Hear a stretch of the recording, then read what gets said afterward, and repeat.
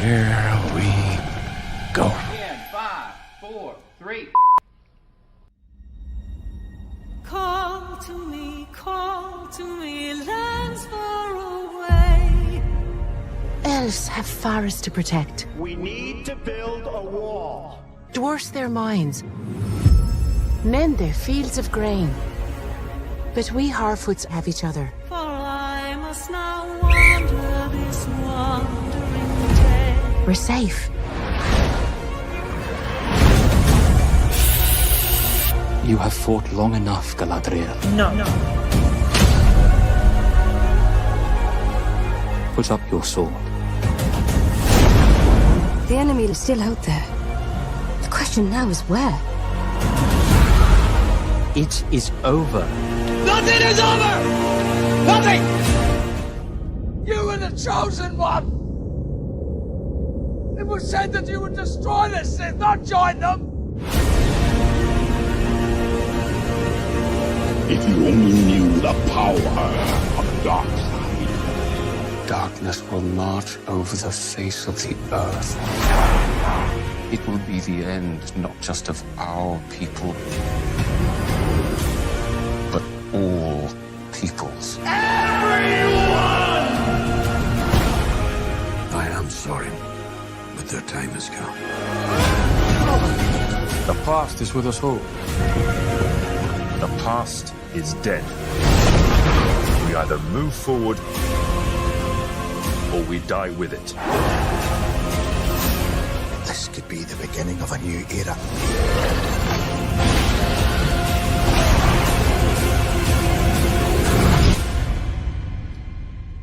Away I must wander this wandering day.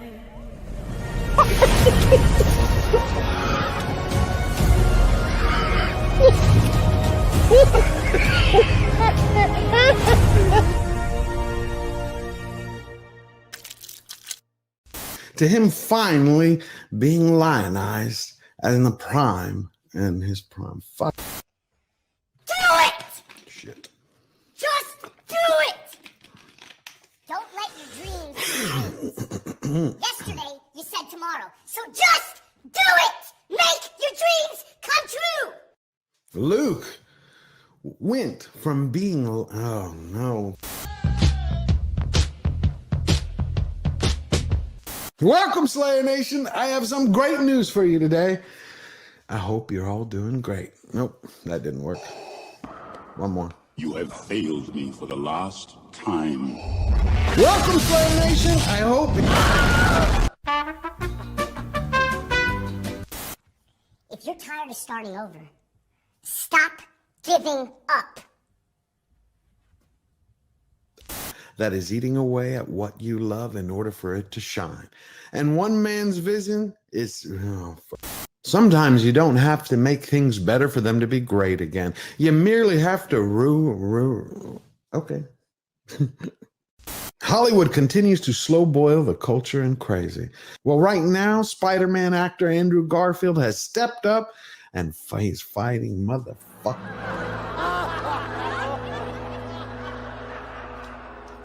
I can't do it. Okay. We'll do it live. Okay. We'll do it live. Fuck it. And unbearded dwarves, but Prime didn't stop there. They stapled in intersectionality, individuality, biddiga-dig-bee, biddiga-dig-boo.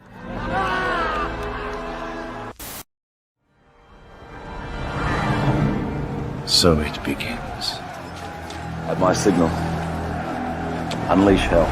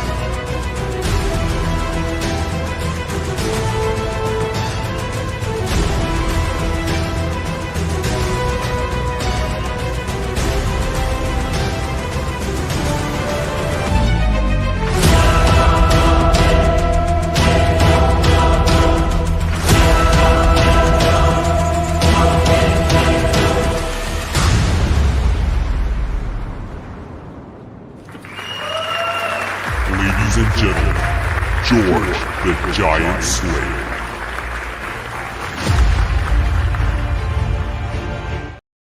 Hello, everybody. Aren't you always pumped when you watch that intro? It's like unleash hell. It's like it feels really good. Welcome to Slayer Nation Live. I'm your host, George Molho. It's December 1st, 2024, in the year of our Lord. How is everybody doing? I see Jose Taco is in the house. My good friend, how you doing? Lord Thoth, please everybody go thank these amazing people who volunteer their time. We got Eric K, King of the Mods, Olaf, and Lord Thoth is here. And we got Fletcher Williams. He's in the back as the producer. Got a great lineup for you today. We have a lot to talk about, like we always do, which is a good thing. Otherwise, you just sit there and we do some like ASMR and we don't go to sleep. No.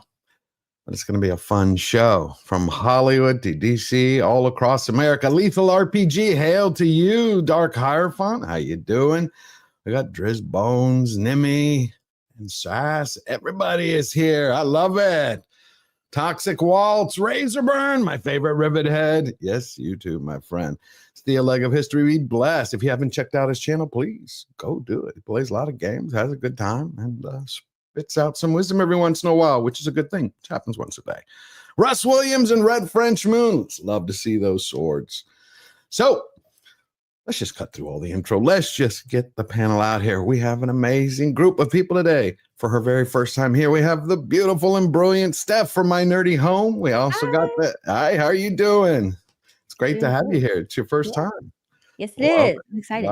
Yeah, because we've streamed before on Geeks and Gamers and with Jeremy, so that's been a lot of fun. I was like, man, it's been too long.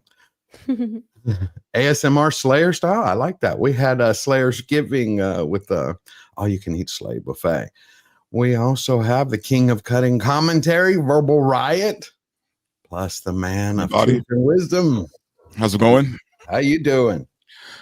I'm a little exhausted, man. I was out last night with Chris Gore. We went to this Star Wars themed burlesque show last night, and never heard of that one. Star Wars themed burlesque show. And then we went to a Star Wars themed bar after. So like, yeah, I had quite a few. So I'm nursing something pretty awful right now. So we should be a little quiet. Or should no, you're all good, man. I've learned to fight through the pain. So there you go, manly. You're just like hangover. Hey, look, you know what? It's the cost of a good time, right? I'm paying the gods off right now. So you got to tell me more about that Star Wars burlesque. Did we get a Princess Leia? Oh, it was amazing. It was. Look, I can't recommend it enough. It's called The Empire Strips Back. Oh, boom! Yeah, it's one of the best shows I've seen. That's beautiful. All right, let's get him out here. The man of 1,000 talents, Tom from Midnight's Edge and Midnight's Edge After Dark. How are you doing? The gremlins are coming. Hey, you keep disappearing. Oh, we like seeing what? you. Huh? Did you hear about that? What? Empire Strips Back. Burlesque. If it's sanctioned by Disney, they're all dudes.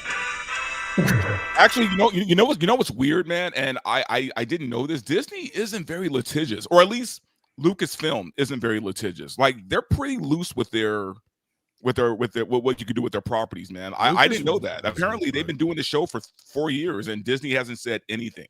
Well, Nick the Greek is asking if there was a Jabba stripper. Actually, there was. Oh, and it was amazing because no, Jabba wasn't stripping. They had a big Jabba prop that was animated, and the slave Leia was dancing around him. It was hot. That's all I'm gonna say. It was hot. All right. Well, let's see what our next two guests have to say about it. We got the sharpest attack, Epic Mike from the Epic Verse, and we also have the man of truth and wisdom, Derek Anderson, the DA. How you doing? Good. Wonderful. The words Jabba and stripper should usually never be uttered together. I agree. Let me say it again. Jabba wasn't stripping. It was slave Leia stripping around him. Okay, are you sure this is not some weird California thing, right? I'm a little concerned. I've heard of that. I've heard of that a few times. I always get ads for it. It's not something I've been Jabba into, is already naked, though. That's true. Yeah, that is true. And so but I will say this: that's probably the best Star Wars content you're going to see this year. Oh, easily. Technically, he's a slug, to so cover I think up just a little bit. No, he's just a walking penis. Like honestly, like That's what slugs are, man. Like, I don't know. It's kind of gross. So Walking penises? verbal. Yeah, they're slugs. It's kind of gross, man. Listen, it's a real problem, man. I don't know. A real problem. It sounds like a California problem is what it sounds like. Yeah. They need to keep it over there. No, look, you know what? It's a fun show. You know what? There's it was basically a place where couples go, man. Like there were so many people on dates watching this show, man. And the women were way more into it than the guys were. Yeah. Was I'm just curious. Did they have any coven of lesbian space witches or the Rock and Rick James? But no, you know what? It was all traditional Star Wars stuff. Like it was nothing to do with the prequels, the sequels. It was all original movies themes. Okay, so we got Padme doing the boogaloo. Yeah, no Padme, just Leia.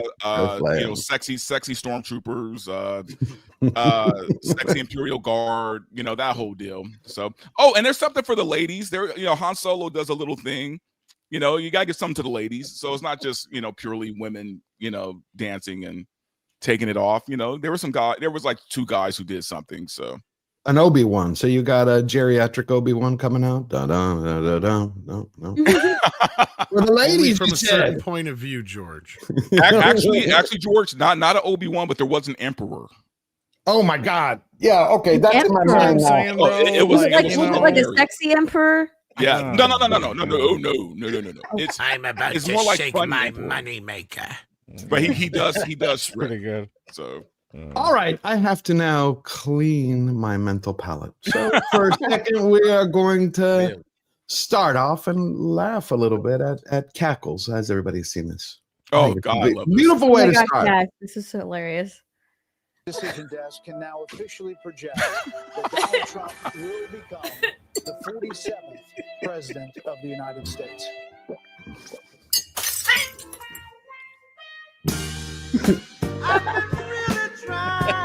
Why did she do this? Oh no! It's pretty good, actually. I hadn't seen that, man. I've seen a lot of stuff with that clip, but I haven't seen that one. That was top notch. Yeah, that was so good. Pretty good, man. Woo! The internet remains undefeated. Always. Kiss me back, Esquire. Remember for 10 months. Yes, we're almost to a year. Yeah, I know it's odd. Been doing this for 3 years, but only been streaming since January. Hail all, hail George, hail to you, Skids. Thank you.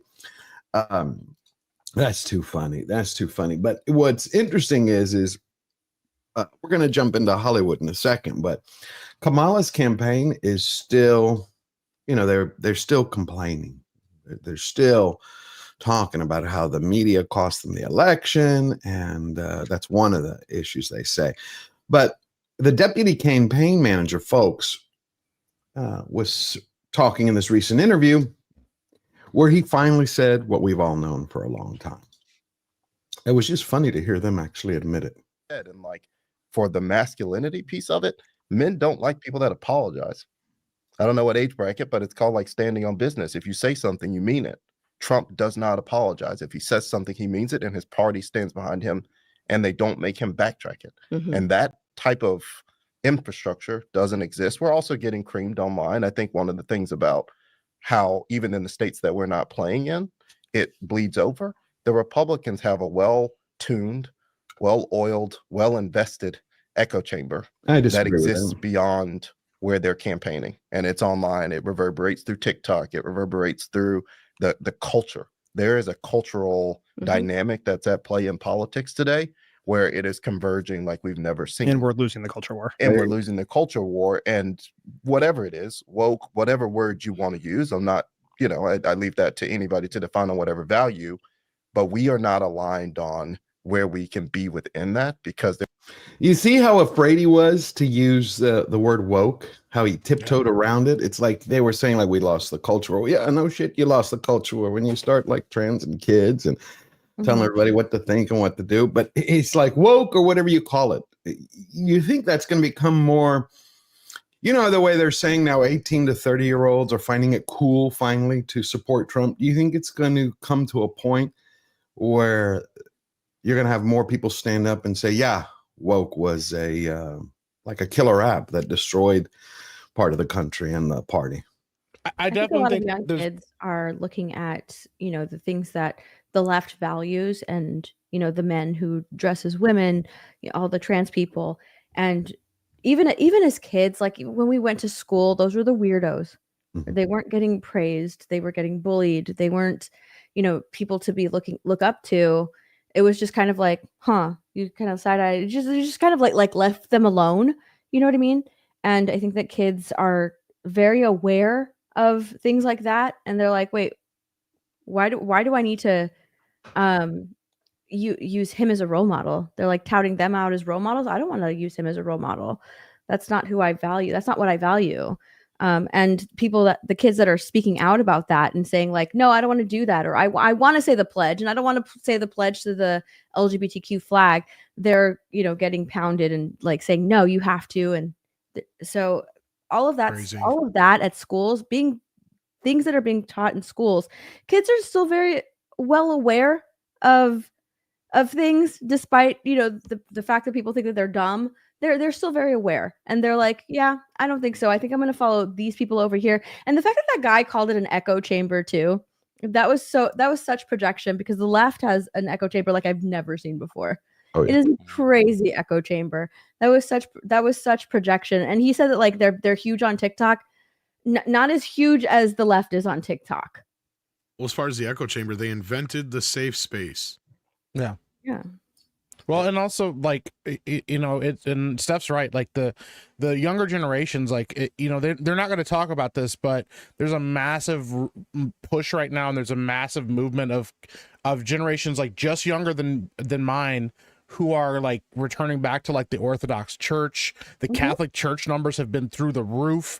If you look at the statistics and stuff like that, they're actually returning to like old school values, because things have been so crazy and so unstructured for so long that they're craving it, and they're looking to institutions to find some semblance of normalcy, some semblance of stability in their lives.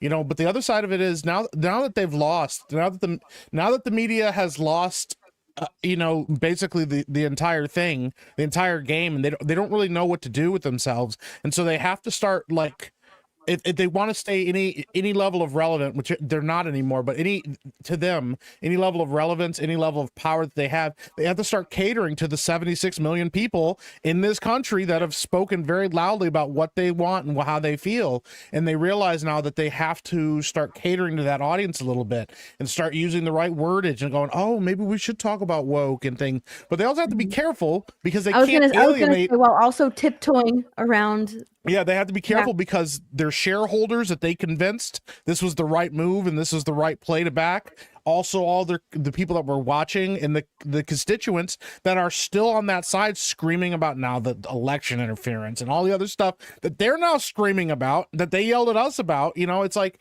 yeah, it's a crazy game for them to have to play, and it's kind of embarrassing watching them all walk it back. The hope though is that people aren't going to buy it, and they're just going to say, nah, you made your bed, like you got to lie in that and deal with the stuff that you dealt with, instead of trying to come over here and act like you're going to play ball with us. So that's why that's why people like more independent media, right? Independent people, independent YouTubers, because they don't have to tiptoe around. You can say whatever you want. You can say what is on your mind. Speak genuinely. Be authentic as yourself. Whereas, the media, they have to tiptoe around things, especially like right now, where they're scared to use the word woke, or they don't want to take accountability, because if they do and start to question things, then that makes their audience that they've generated, question as well. And then they'll start to seek out other people and be like, wait, you were wrong this whole time. What are you talking about? But like that side in general, leftists and extreme liberals in general, will not want to take accountability for anything. They're not known to do that. No. But yeah, that's why people seek out independent people, because they don't have to tiptoe around anything. If they're wrong, they will say that they're wrong. They're like, oh, well, shit, I'm going to eat my words there, and they'll clown on themselves, because that's just authentic. That's authenticity, And as Robert Meyer Burnett always says, today, authenticity is the currency of the realm. But what I find is refreshing. It's refreshing that it's coming from kids. I mean, come on. Kids are acting more like adults than the adults. Well, think about this, George. To Stephanie's point that she made earlier, kids were always kind of the movers of society. You know, like everybody kind of looks at what's going on in high schools, what's going on in colleges as like what's setting the tone for the next generation. And I think a lot of this stuff came from the fact that there were kids that were socially ostracized, maybe bullied, and you know, people started to have a heart for those kids, right? You saw a lot of school issues, school shootings and things like that going on back in the 90s, you know, starting from Columbine going forward. And people were like, okay, let's start thinking about how kids are being approached. So maybe we can accept you for who you are. If you're a little bit on the fringe or a little bit on the outside, you know, okay, cool. We'll accept you, you know, because we need to show a heart for those who are, you know, on the outskirts, you know, not on the norm, the mainstream. So I think that's where all of this started, maybe in the place of goodness, but then they just went too far, you know, and it's like, okay, you guys went so far to the extreme to, you know, now it's not just in our comic books, it's not just in our movies, it's not just in our video games. Now you're trying to shove this into our legal system and into our laws on how we're, you know, how parents don't even have a right to like look at a kid and say, hey, you know what, my son is going through some stuff.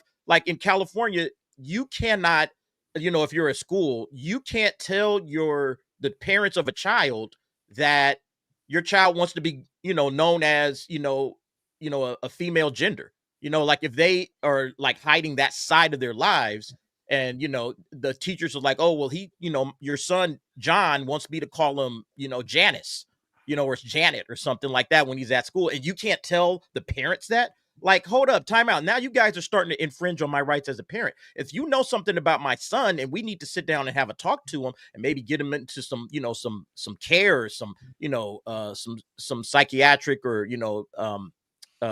psychological care, like you're hiding that information from us. That's where it's like, okay, you guys are going way too far now. You know, it's one thing to care for these folks. It's another thing to try to step in and be the parent of my own children, you know? So I think like when they go that far and now it's like, oh yeah, boys can play girl sports, big deal, no problem. I think that's where America drew the line. It said, all right, man, you guys are going way too far with it. You know, it's one thing to be nice to these guys and try to, you know, say, yeah, you're welcome, be you, whatever. It's a whole other thing to try to, you know, take my rights as a parent away from me.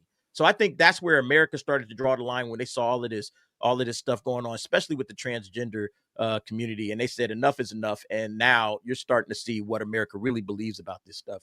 You know, like the kids, like it's starting with the kids, like the kids are starting to do that. This is the iPad generation that's growing up.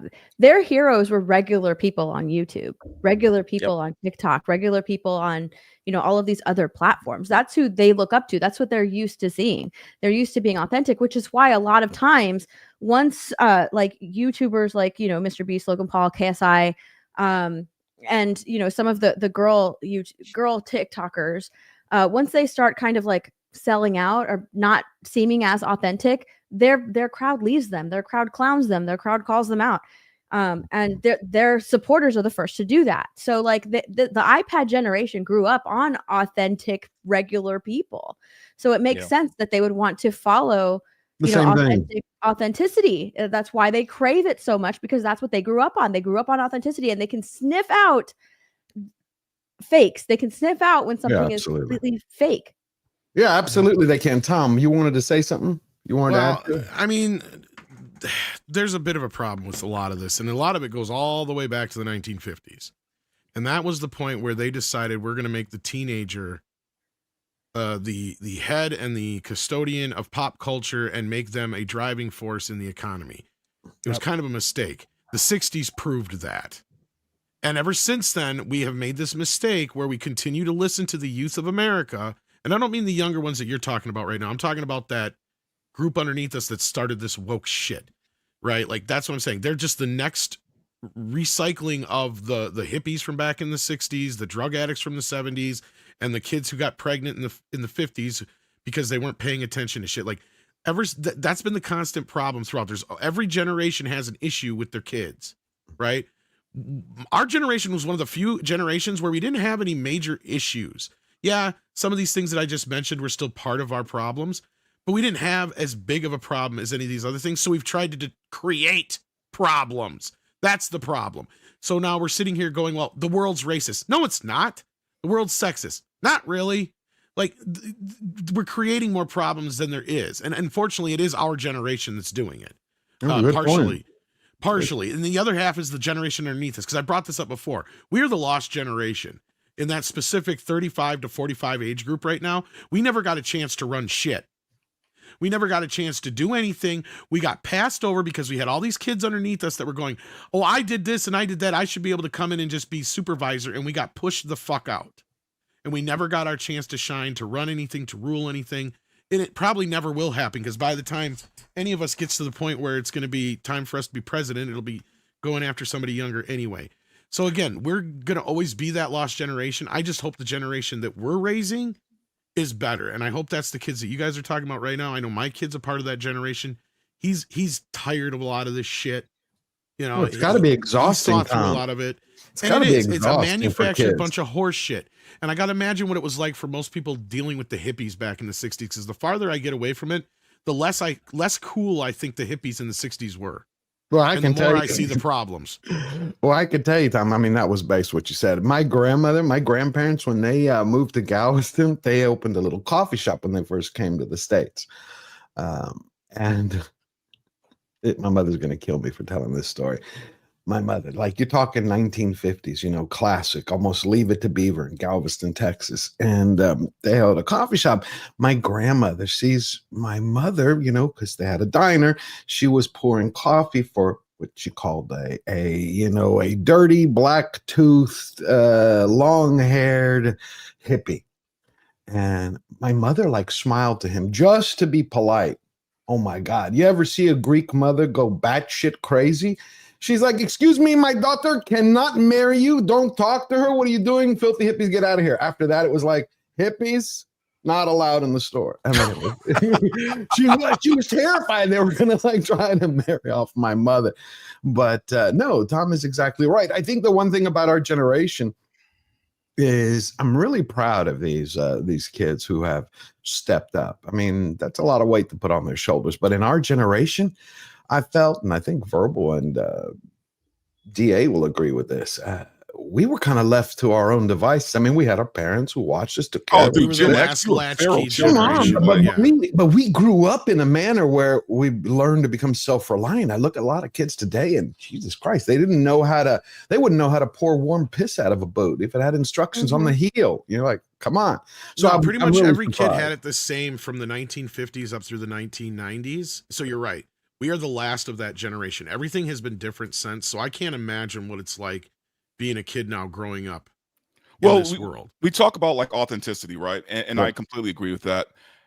The thing about it is, you know, look, I really don't like either political party. I'm not a fan of parties. I think parties should be done away with for the most part.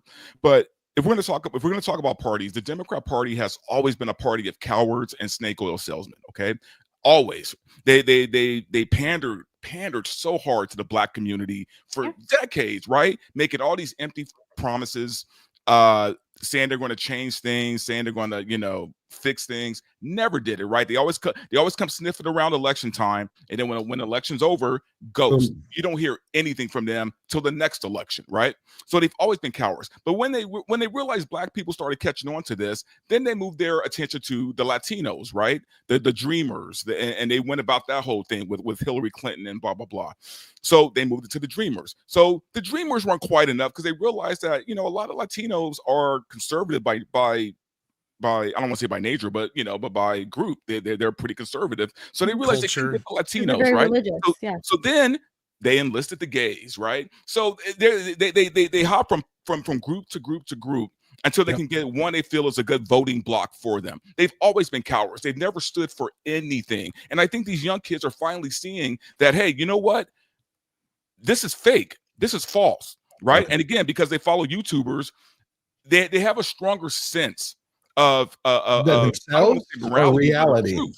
They have a stronger sense of truth. Okay. And that's why the Democrats have lost them. So that's a good point. Let me take a couple of super chats so we don't lose any questions. Fletcher, prop them up real quick. We got Donna Hergenrether gifted 10 Georgia Giant Slayer memberships. She's coming in hot. We were just talking yesterday in the member stream. That was beautiful. We're going to do it again this week. It's a new thing. Every week we're going to be doing it. Had a great time for 2.5 hours. It was a beautiful thing. Thank you, Donna. Everybody, please go thank Donna. I hope you're doing well, my friend. And we got Blue Dot just became a Georgia Giant Slayer member. I'm going to see you in the next stream, Blue Dot. It's going to be this week.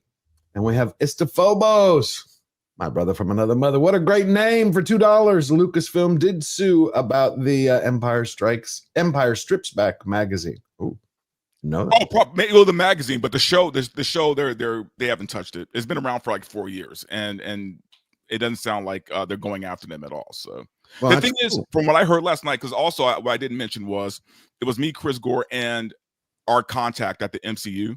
Mm-hmm. So we all hung out, and from what he told me is, yeah, Disney and the MCU were a little bit more litigious. Lucasfilm, for some reason, isn't as litigious as the other groups. And you would think they would all be under the same umbrella, all under the same whatever. But Lucasfilm is literally its own island over there, man. Like they do whatever they want, and really? They don't even they don't answer to anybody. Because I remember a long time ago, Verbal. Sorry, I didn't mean to cut you off. Go on. I was going to say Kathleen Kennedy doesn't answer to anybody. Right. No, of course we have that pimple on the ass of the world in Hollywood, which is Kathleen Kennedy. She needs to go back to being a fluffer. From what my boy told us last night, dude. Here's the thing: she's untouchable, man. I know, but how is it possible that literally when she wants to leave? I know, but I've told you guys it has nothing to do with anything other than she's the most powerful producer in Hollywood. I know, but she's the most successful of all time. She knows where the bodies are buried. She doesn't even have to know where any of the bodies are. She's been around for 40, 50 years. How long has this chick been a producer? She knows stuff. She knows. At least since the 70s, man. So, I mean, yeah, she's been around for and like I've said, she doesn't even have to know anything. She can destroy 3 properties before somebody will say shit to her. I know, but she did Indiana Jones, Star Wars. That's my point. And now they're starting to say shit, right? Like that's the point I'm getting at here. She is somebody who's been along for so long, and Indiana Jones is one of those they really can't say shit about because she helped create it. So what? She killed her own baby? Okay, well, that's her own fucking fault at the end of the day. But no, like people have got to remember how powerful she is, and look at how people like Leslie Headland would kiss up to her in the press and shit. Right? Nobody ever talks shit to her face. And we heard the rumors coming out after the South Park episode. That surprised the piss out of her.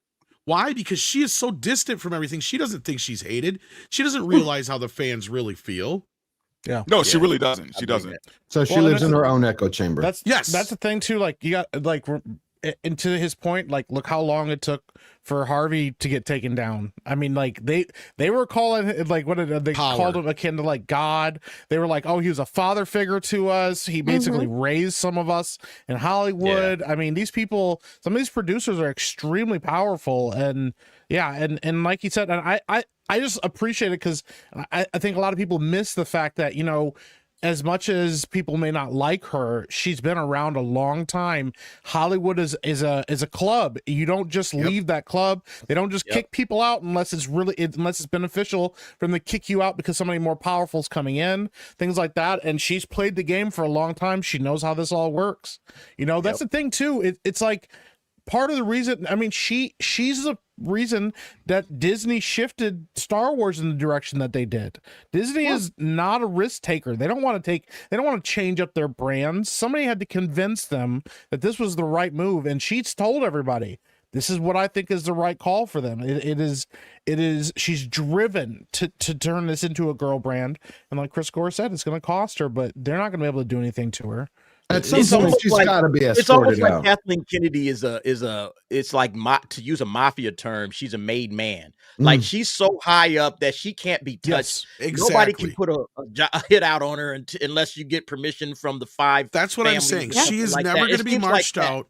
She is never going to be. She's never going to be marched out. She's never going to be publicly denounced in any way, shape, or form. Oh, absolutely not. Absolutely because of what DA just said. That's exactly my point. She doesn't have to know where the bodies are. The fact is when you walk in the room with her, the fact that she is Kathleen Kennedy and she can make or break her career like that. That's all that matters. Is all she's got to say is she's got to pick up a phone and say, guess what? I don't like so-and-so. We're blacklisting them. Your career is fucking done. Okay, that's the power she wields. And people by the way, Tom, that doesn't just apply to Lucasfilm. She can make a call. No, that's what I'm saying. Exactly, Verbal. Sony and kill your career. Any place. Good point. Fletcher, bring that question up that you were showing me. Oh, Istophobos for $2. It's a performance right thing. They tried to sue. Oh, okay. He's talking about the Empire Strips Back. I appreciate that, Istophobos. And I think we also had 2 more. Let's just get them from Darian Murphy for $5. Well, young men are realizing the truth. Young women are all in for Dems. I don't know. I noticed this. Darian's got a point here. There's a major disconnection between the women and men in America right now, and this is going to come to a head sooner than later, I think. But we had 46% of the women. For years. That's why men are being villainized for years, and the women can use the Democratic talking points to excuse terrible behavior. Yeah, absolutely. But you know, sadly, most women aren't. We still had 46% of the women in the United States still voted for Trump. I mean, that went across party lines. That's not majority, though. No, I know it isn't, but it's a relatively good amount, all things considered. It is. We're almost there. 4% more, 5% more to become to get over the majority. Yeah, there was a lot of like, you know, because part of the reason that they got so upset with like the TikTok stuff is because what happened was there was a massive like movement of people that are Trump supporters that were on TikTok, and a lot of them were young women who are Republican and are conservatives that are cheering that Trump won, and that was like it breaks that narrative again. Once again, you know, like Hispanics are supposed to vote for Democrats, and then they didn't. In massive numbers, they didn't, and they were like, "Yo!" And what happened when black men stopped going out? You know, a chunk of black men stopped going out and voting for Kamala. They sent Barack Obama in there to tell them all that they were wrong and they were misogynist and all this stuff. It's the narrative that they have to push there, and I do think that there is a underlying base of, you know, hey, we don't want to do this, but also it's hard, like Steph said, you know, when the talking points excuse bad behavior, then you kind of get used to just saying this is kind of normal. This is the normal way that everybody acts. Like there's no sense of modesty. There is no sense of propriety anymore. We have to get back to that. That's going to take a little bit of time for people to understand what that actually means and what that actually looks like, instead of trying to manufacture what they think it should look like. So exactly, that's what I'm getting at is what Mike is saying is you literally have a group of people, the Democrats, who have made people in your own household, in your family, people you know, who literally think that you are the enemy of them because you, quote unquote, voted against their rights, right? Like this is the kind of shit that they have pumped into their fucking brains. So they did. And so this is where I'm saying we have a very huge gap here. Like not everybody is as smart as Steph is as far as women go, to where they're able to see this and go, okay, I can see this through the woods for what it really is. Most people buy into this shit because most women want to do the right thing. They want to be a good person. They want to, especially, you know, in the eyes of everybody else, right? Like, well, it's not even men, about on the other hand, right don't thing, give a shit about that. They care more about individualism and doing what's right for them and their family. Most people just want to conform to the norm. Most people just don't want to be looked down upon as a bad person. So if you convince the people that Trump's an evil bastard, yeah, you can get everybody to vote against him. But what was smart is Trump went on all of the popular podcasts, all right, going on Joe Rogan, going on all these popular podcasts and basically saying, hey, it's cool to like me. It's okay. Don't worry about it. You'll be fine. It's cool to like me. And then the memes came out. Everybody had a good time. This past election, Trump played it perfectly because everybody was like, Trump's cool. Trump's cool. And okay, so I can vote for a cool person. It's all right. Most people don't pay attention to the policies and the politics. Yeah. People don't give a damn about that. They care about being on the quote unquote right side of history. As long as I'm not voting for an evil that's what I'm bastard, talking about. Exactly. Good. Yeah. That's basically what happened. That's how Trump won. I agree with you. Coming from, the Democrats are freaking gaslighting their base and saying like, oh, it's going to be terrible under Trump. He's going to be a Nazi. Yeah. It's like, did you forget that we had 4 years under Trump? If you compare the two, I preferred life under Trump than right now. Yeah. It was more affordable back then. I made a lot more money back then. Gaslighting people into forgetting like, oh my gosh, we actually had already 4 years under him. That was the point. Mind-boggling when I'm watching all of that. I agree. I will say it was the kitchen table issues as well. When you not only did he make it cool, but we had the reality of, you know, what you're paying for eggs, what you're paying for food, what you're paying for steak, if you can get steak. I mean, all of that combined together. And that's why you've seen his popularity skyrocket. I mean, I've read one article after the other where it states it's cool to support Trump. You know, part of me, my first reaction was like, well, where the fuck were you for? But then I'm like, okay, they were brainwashed. They were afraid. Whatever it was, it doesn't matter. They now come out. So it's like, good luck. God bless. Come on board. And so I'm happy that happened. Istophobos hold on one second.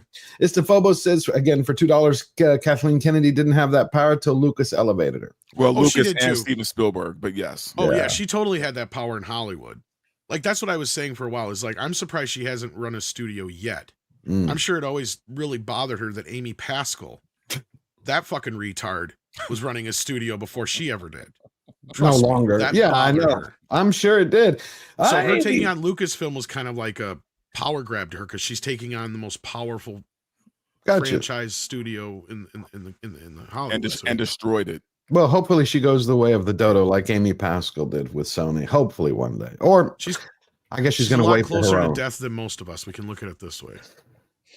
That's a good one. Mr. Buttcrack Media gifted 5 Georgia Giant Slayer memberships. Thank you, my friend. And this is also for Donna. Couldn't get the button earlier. Thank you.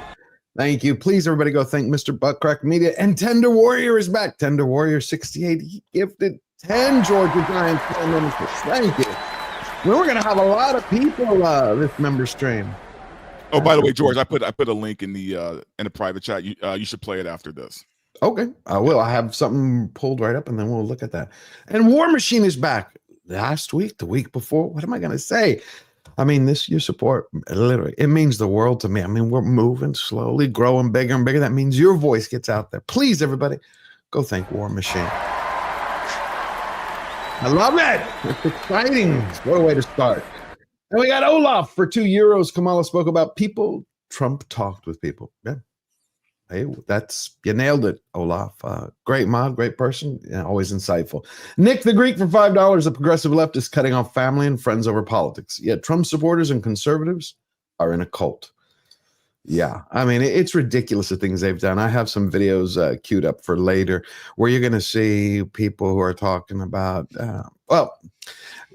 I mentioned it earlier this week. USA Today put out their memorandum, how to treat family when it comes to Thanksgiving. Joy Reid had a little meltdown. Then there were other people who are like, you need to thank today when you're going to be eating your feast, all the illegals who picked your food, who made it possible. Like you mean migrant workers who have a visa that they're not illegal, I mean, it was just one article after the other. And they're not realizing that kind of level of self-destruction is doomed the party. They're not going to be able to turn it around as long as they keep. Also, why is their go-to always the Mexican people who pick your food? I don't know. This shows you how blatantly racist the Democratic Party is, man. But they project, right? They project that the conservatives are racist, but they always make these weird little comments like that, man.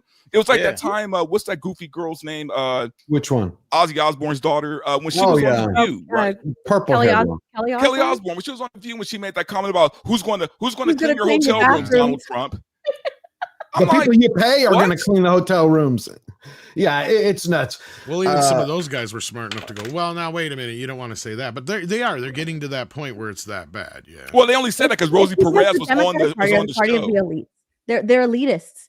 That's why the Democratic Party, they're elitists. So they only see other races in like servitude jobs. Like that's it. That's how they see you.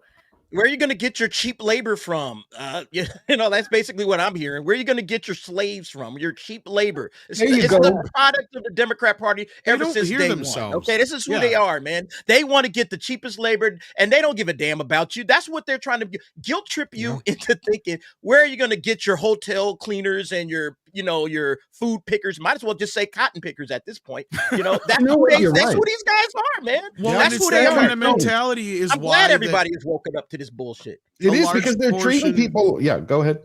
I was just saying, and that right there is what I was trying to get at before about the whole reason why the large portion of people who supported Kamala in this election were women, and why there is this big divide between men and women. And yeah, because these women believe this shit, and they want to do the right thing. They want to be on the right side of history, right? Like, for whatever virtuous reason. I think it'll be a matter of time because what DA was saying is spot on from the fact that the Democratic Party has not changed how it treats anyone besides itself. I mean, come on, plantation politics is there for a reason. Every time they have an issue, it's like, oh, look at the illegals, look at the brown people who are being mistreated. Wait a minute. You mean you want to get people from around the world who aren't citizens and then pay them below subsistence level? What do we call that? I mean, it's crazy. It's insanity that they've denied this fact. And people have woken up, especially those Savannah Hernandez videos that we showed over the last couple of months, where she was showing illegals in New York City at the Roosevelt Hotel or in Maine in $3,000 to $4,000 a month apartments with all their bills paid and furniture supplied, and they didn't have to worry for 3 years. I mean, there's this, you can't, it's time. That's why Trump wants to kick the crazy and bring common sense. I want to play this. Everybody's seen the Jaguar video. I'm not going to play the Jaguar video, but talking about how the deputy campaign manager for Cackles was saying, you know, they lost the war on woke. They lost the culture. Eddie Griffin chimed in. Eddie Griffin chimed in about the Jaguar commercial. Oh, no. Oh, yeah, he was brilliant. Oh my God. Here we go. Welcome back to NNN. We will be right back after this commercial break by Jaguar.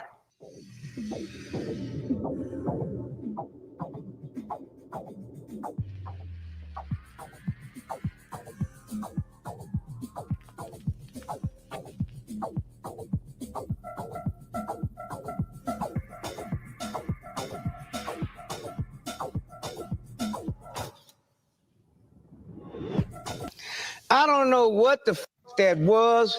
I don't even know what the that was in the commercial. I don't know if they were even human. Some of them motherfuckers look like straight aliens.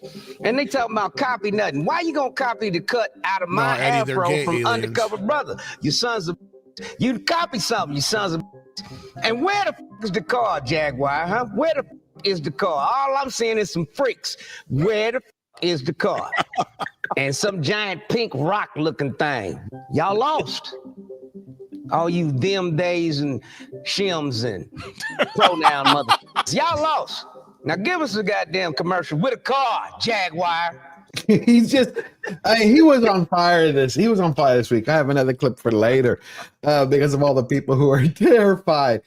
Oh my God, he was beautiful. Let me play the clip from that Verbal just sent. Hold on. Oh, oh, wow. I didn't see. This is an oldie one. This is a real one. But I need, you know, this is why I'm saying that they're phonies, man. They're phonies. They're panderers. But yeah, look at this video. You're right. Absolutely. 100%. So I think we got to have tough conditions. Tell people to come out of the shadows. If they've committed a crime, deport them. No questions asked. They're gone. If they've been working and are law abiding, we should say, here are the conditions for you staying. You have to pay a stiff fine because you came here illegally. You have to pay back taxes, and you have to try to learn English, and you have to wait in. Wow. What a racist bitch. Oh my God. Can you hear the racism flow from her? Holy shit. Wow. That was, sounds like she took it. She stole Trump's script. Woo. Wow. Yeah, I'm like, who does that sound like, right? Yeah, Trump's exactly. not that harsh, man. Get her a MAGA hat. Damn. Well, it shows you exactly what Verbal was trying to say, is that they're nothing but a bunch of hypocrites. Blitzen gifted 10 Georgia Giants player membership. Thank you, my friend. Thank you, Blitzen. Everybody go thank Blitzen. Now we are hot today. Thank you for that. Then we got Giggity for $2. All right. That's weird. It keeps playing. Giggity for $2. Just wanted to mention just how epic Mike is. That is very kind. Thank you. Giggity is awesome. Thank you, Giggity. Benjamin Jansen, member for a month. It's always projection with the left, it seems. 100%.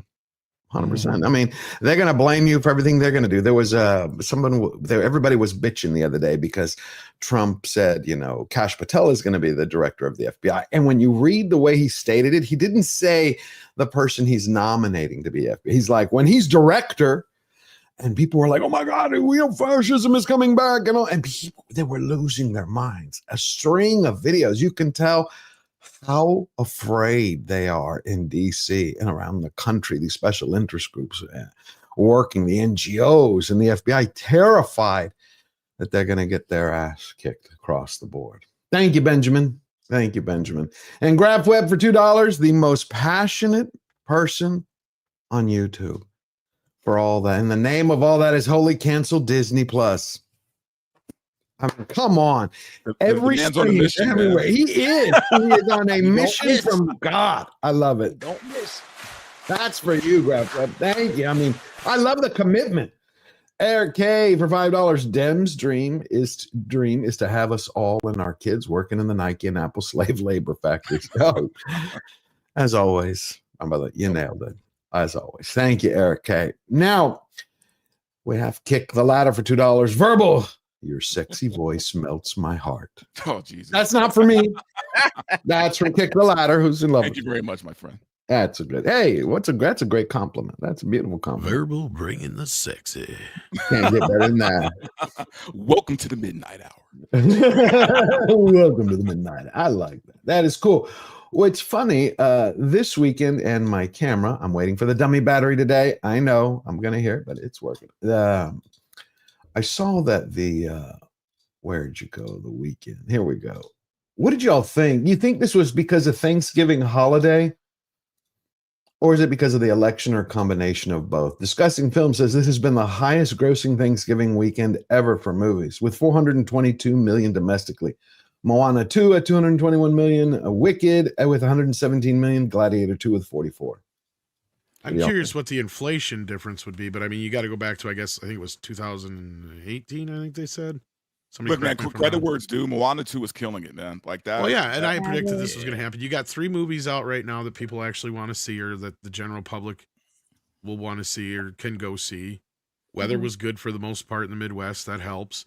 A lot of people didn't go shopping. No, you guys heard about that. Yeah, you saw the malls.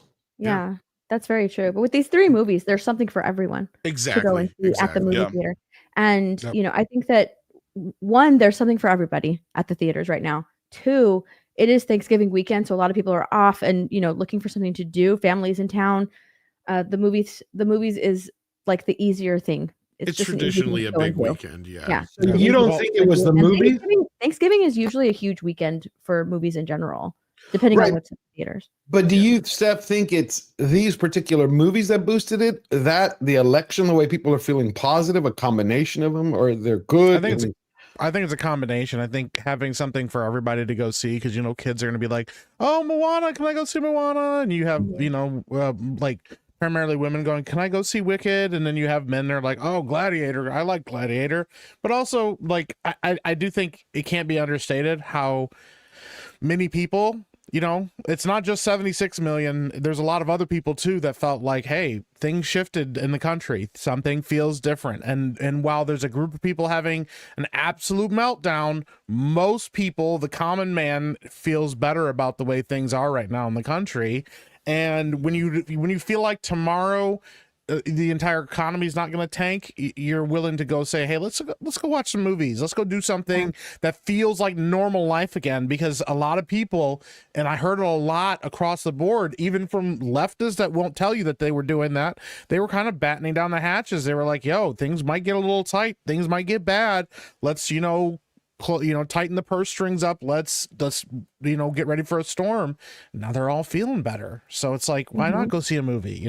I think that that's a big part of it.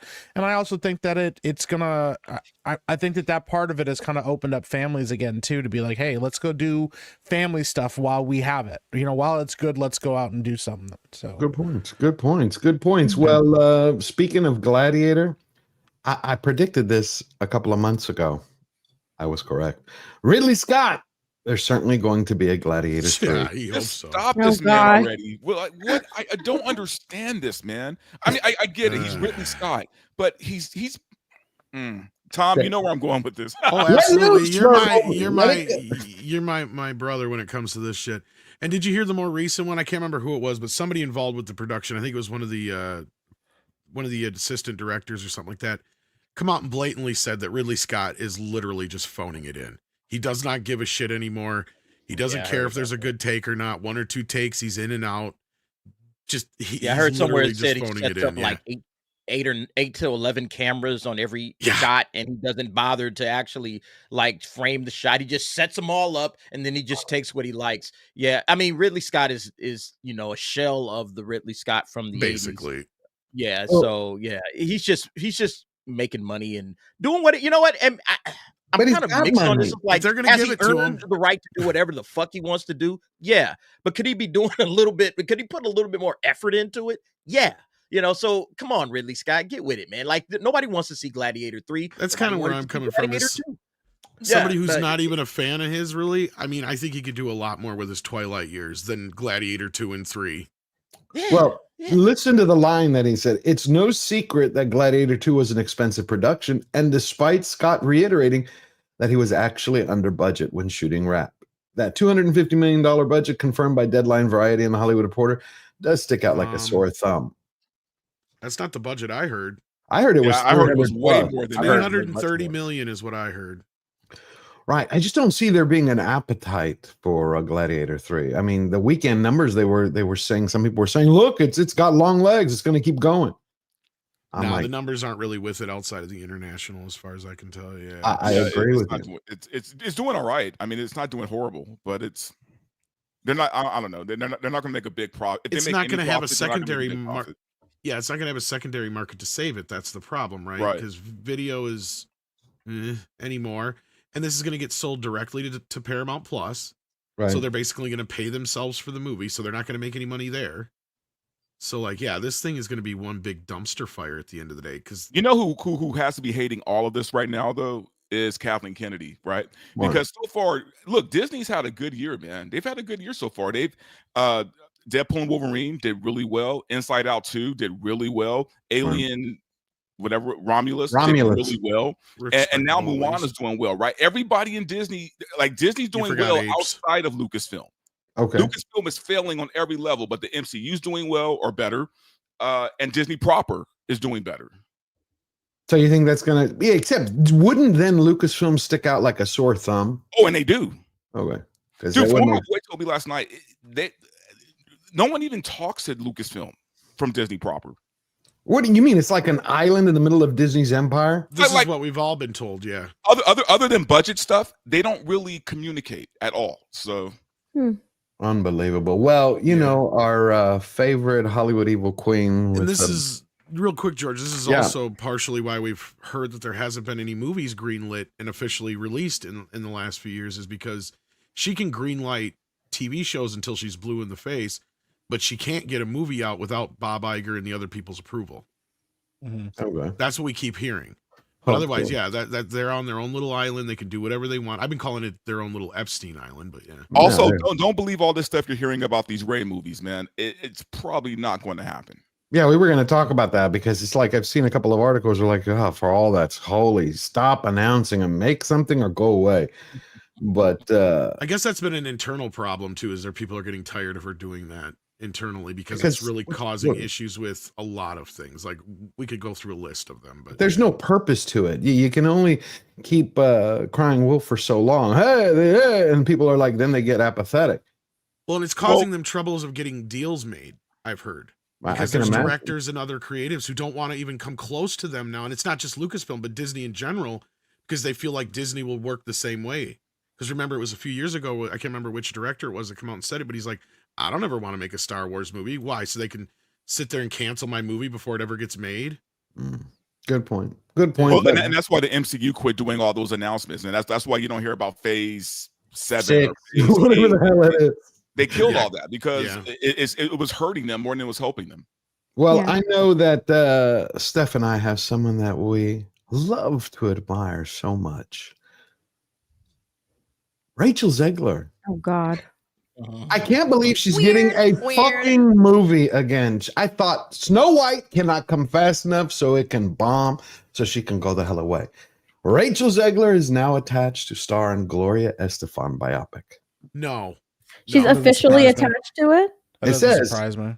We already know that Sony hired Lizette Feliciano, Woman is Losers, to write and direct On Your Feet, a biopic of singer Gloria Estefan. I don't know anybody who asked for this movie, but Daniel Rickman claims that he's seen a grid, and none other than Rachel Zegler is attached to star as the Cuban-born singer. And I went and checked 2 other places. They said she's attached. That's the report. But is this a straight-to-streaming movie? No idea. It doesn't say. Because that would make more sense. She's Colombian. She's a pain in the ass with a big mouth and a bad attitude. I've never seen. I mean, Brie Larson has nothing. I used to call her Brie Larson's spiritual love child. She doesn't hold shit on Brie Larson. Rachel Zegler is just an attitude with feet, a pencil in a skirt. No, we need to hold their feet to the fire on this. Gloria Estefan and her are technically not the same background. Oh, you want to do that? The cultural Yes. No, appropriation. but if you do that, Tom, Rachel Zegler has some words for you because, like, during the West Side Story press tour, you know, she was bashing fans because she wasn't, you know, Puerto Rican. Yeah, because she wasn't Puerto Rican, so she was getting upset at people saying like, "Oh, you're not Puerto Rican," and she was getting upset about that. She doesn't speak Spanish, and she was getting upset about that. She's like, "It doesn't matter. It doesn't matter."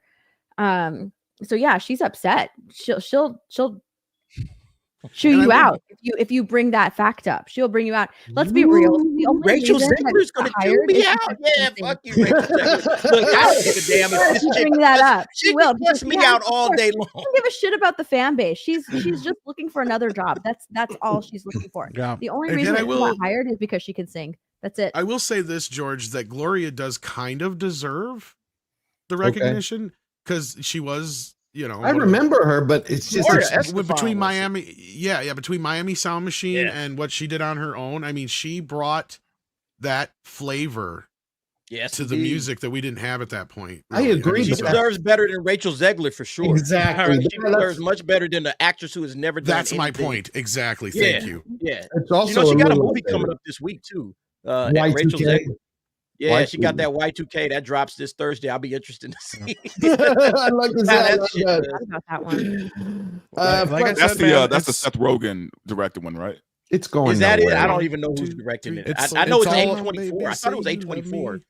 It's like some. It's an cheap A24 horror film. movie. Yeah. Yeah, It's all a going club, nowhere. man. It's all a club, and you're not invited. So you know, Steven Spielberg gave her the go ahead with And West then Side lost. Story, and now she's going to keep getting work, and she's going to keep being around, and she's going to be around for a very long time. I don't Every think- time she has a successful movie, it'll add another 10 years to her career until she hits the wall, and then they drop her just like they do everybody else. It's like, you know, she has no idea how this industry really works because she's been carried and coddled throughout the whole thing. That is very true. I blame Steven Spielberg for jumpstarting her career and like greenlighting this girl. Yeah. And who else? But And look the who funny else he thing did is, too. is that she hasn't really had No hit a film. hit. She hasn't Not had one. a hit. Hasn't had one hit film. That's what I was going to say. So by your 10-year rule, we should have gotten rid of her 20 years ago. Basically, come on, Snow White. who here thinks that Snow White is going to be a success? George, She's wait, not wait, gonna be a wait, success. wait. They're Last night I hiding heard that the movie. official budget for this last night was $340 million. That's the official budget Oh, that's for Snow pretty White. close to what I just released my video this morning on her, lot of and I money. had it at 300. So thank you for doing 340. 340, Yeah. and that's without marketing. Wow, of course. So Yeah. it's not gonna. There's no way. I just don't think. I know how old the franchise Okay, is. wait. I What does this understand. thing get in the box office? What do you guys think it gets? It comes out in what, 3 months? What do you? Or 4 months? March. Yeah. Yeah, March. What does this get in the box I office? made a Is it prediction 500? already on this. You know, I'm I- gonna be honest with you. I don't think it's going to do as bad as we're thinking it is. Just only because of children. I think families will take their kids to see their little girls to go see a Snow White movie. I think that I think will $600-700 million. They're not going to make on the high estimates, but they're not going to make a that's billion. high I end, think the it's going to do 600-700. about. One at a time. One at a time. Go on, Tom. I think I predict this already. I think I think Verbal's sort of right. I think they're going to spin this as some sort of win, like they did with The Little Mermaid. Because remember what they did there. I think this is still going to make about 80 to 100 million less than The Little Mermaid. So keep that in mind. But what they'll say is, oh, it did great in the U.S. because it'll probably make about 200-300 million in the U.S. and it'll limp with about maybe 150 to 200 overseas. So that means it'll bring it close to that 500 million, $500 million we keep talking about. And they'll try to present that $500 million as a success because just like with Little Mermaid, they'll say, oh, see, most of it was on stateside, so we got to keep more of that money, so it was a success. Yeah. See, and that's how they spun Little Mermaid. And I think they're going to do the same exact thing here. But I think the problem is going to lie in it's not going to be as popular as Little Mermaid. If they're lucky, they'll break even. That's very true. I really believed I would go with you and Tom, Verbal. I don't and think they'll Tom. ever financially break even, but I No, think they're they'll not. break Wait. even in the media. I know, but I would go with what you and Verbal were saying before what she said about 76 million people. I don't know, that has struck a chord. If you go and talk to people, again, I always use my aunt as the normie meter. I do. She heard about it and she's like, George, she looked around the room. She's like, Just making sure there weren't kids. I said, fuck her. And I was like, wow, that's the first F I've heard from you in 15 years. And she's pissed. She's like, I don't like that. Who is she to tell me? And I'm like, so when Normie Ant hears that, no. I think I'm being generous when I say I know you are, but I think between us, I think it'll go somewhere halfway. I could be wrong. I just think if the people remember that, and you know that the Daily Wire is going to be releasing articles about that before, especially. Okay, here's the thing. I think if she shuts up between now and then, right? Yeah. Which we know is not going to happen. But if she shuts up, maybe because our memories are a little limited these days. Maybe You're right. we'll forget a little bit, and some people will go. The problem is we know she's not going to shut up. We know I guarantee you by next month she'll be saying something stupid before Christmas. Okay, so what happens if they're afraid to put the trailer on YouTube? Yeah. That tells me everything you need to know. They are afraid to put this trailer on YouTube because they know what's going to happen if they put this trailer on YouTube. This thing is going to get it's going to get destroyed. So there's no chance in the world that this thing is going to. I feel like 500 million is the ceiling. Okay, yeah, I agree with that. I agree. I don't think it goes beyond that. That's where I'm at. That bad. She has absolutely destroyed this movie on her own by herself. Okay, and then everything we saw in the trailer was just like, I don't want to watch this movie. I honestly think it's going to barely limp past 400 some million. And like I said, I'm looking at between 400 and 500 million for this movie. Yeah, I mean, The Little Mermaid, from what I saw, because I needed to refresh my memory, it grossed 569 million worldwide, and I don't think that this is going to go. No way. If it's going to make less than The Little Mermaid, because one, people are tired of live action Disney movies. Yes. They changed The Little Mermaid so much to the point where The Little Mermaid saves Eric at the end of the movies, and people weren't very happy about that. So, they can see it in this trailer that's been leaked but not officially put on YouTube. That Snow White is going to lead this rebellion. She's not going to be the feminine Snow White that we're used to. So they're changing the character already. And then you have Rachel Zegler, being just complete and utter insufferable twat. Bitch. Honestly, like that's what she is, and not taking accountability, because Disney has tried to clean up her reputation. Right? They tried. They took a whole year off. Let's have people forget what she said about, the Snow White story. Let's take a whole year off, separate it for a full year apart. And let's, do some reshoots, and then put out this huge article about Rachel Zegler. And in that article, she didn't take any accountability. And then like 2 or 3 months ago, she did another interview with Cosmopolitan, and she's laughing about how she was being canceled. And yes, it was such a joke. People didn't like what I said about Snow White or whatever. Like, she doesn't care. She really does not care. And I think that the box office is going to reflect that. I will be shocked if it gets more than like 400 or 500 million. Oh, hold on. We have a guest here. Hold on 1 second. Ron Coleman is joining us. Ron, how you doing, my friend? Can you hear me? Can you hear us? Ron? He's trying. Hold on 1 second. Looks like he's at an airport. Yeah. Can you hear us? Muted. No, he's not muted on our end. He's not muted. Oh, he must be muted on his. Yeah. We'll give him a second. Hold on. Yeah, we can't hear you. We're going by satellite to Legal himself, Ron Coleman. Mr. Ron Coleman is now live from the airport on his cell phone. Not boomering at all. Not doing it at all. No, he's on location. On location, live. It's not a problem. He'll come back. We're going to read a couple of super chats till he gets that arranged. All right, Fletcher, throw them up. We got Mexican Iron Man, our intrepid producer, who we miss, for $10. Yay, go Hillary. Deport these brownie migrants. We got enough Mexicans and brownies already, and they better learn English. Hashtag no speak of English, no peace. LOL. Love you, Mexican Iron Man.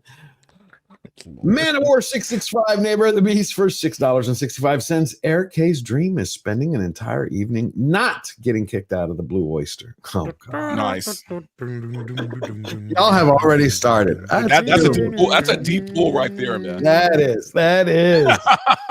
That's one of my favorite ones when they're like, you can never hear, you can't hear a picture, then they'll show the picture of the Blue Oyster Bar sign, and it's like, bullshit. Yeah, right. You hear that song right away. By the way, a movie they can never make again. Police Academy. Or maybe now they can. I don't know. They could if they did it right, but yeah, there's. They tried not a few times the way it now. needs to be done. No, they couldn't do need it. They gotta have big balls today.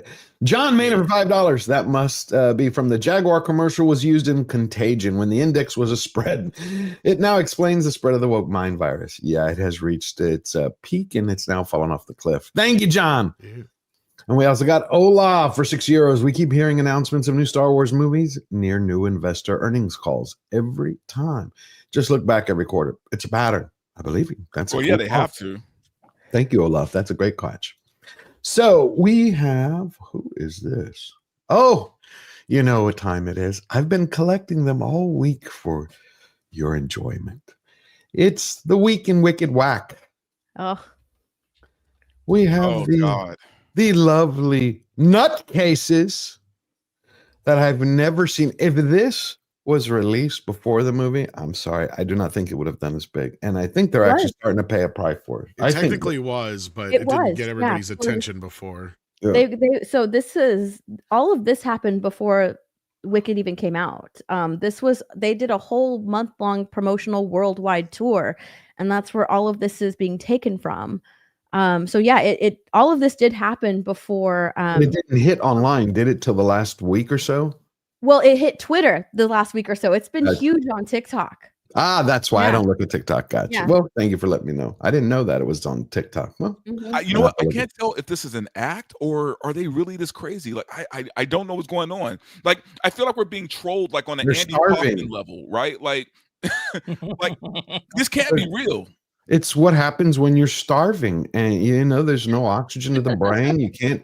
Come on, it's Skeletor and Mumra. I mean, they should play. They should be in the new He-Man movies. What they should be. Come on, Don't fucking tempt fate, yo. Idris Elba and then Skeletor and Mumra. Come on, I love you. So weird. I think it's a combination of their acting, their incredible narcissists, space with that, and They're nuts. and they're hungry. crazy. Yeah, They're Well, hungry. Ariana does like to They're lick crazy. donuts. Yeah, she That's likes true. to. She Well, does. because she can't lick. I mean, what she? I can't say that. one. Funny story about the donut licking thing. I went to the donut shop that she went that she looked the donuts at. It's out. It's like in the far reaches of like the Inland Empire, right? Or I forgot the name of that city, but I have family out there somewhere. But Lake Elsinore. So the donut shop that she did that at, I went to, and it's funny because now they have all these guardrails up in front of the donuts. Oh my gosh. So people can't just pick them up and lick them.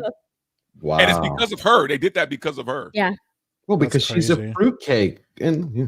I've seen this week people are taking the lyrics of Defying Gravity and really holding space with that and feeling power in that. Does anybody know what the fuck holding space means? Who's Holding that dude? space with Yes, that? I do yeah. actually. Okay. I do know. Okay.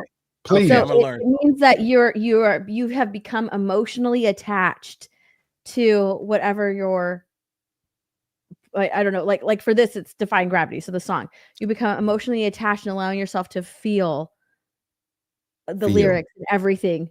Yeah, that's what it means. That's wild. Gotcha. Wow. Wow. Why do women and gay people have to ruin everything?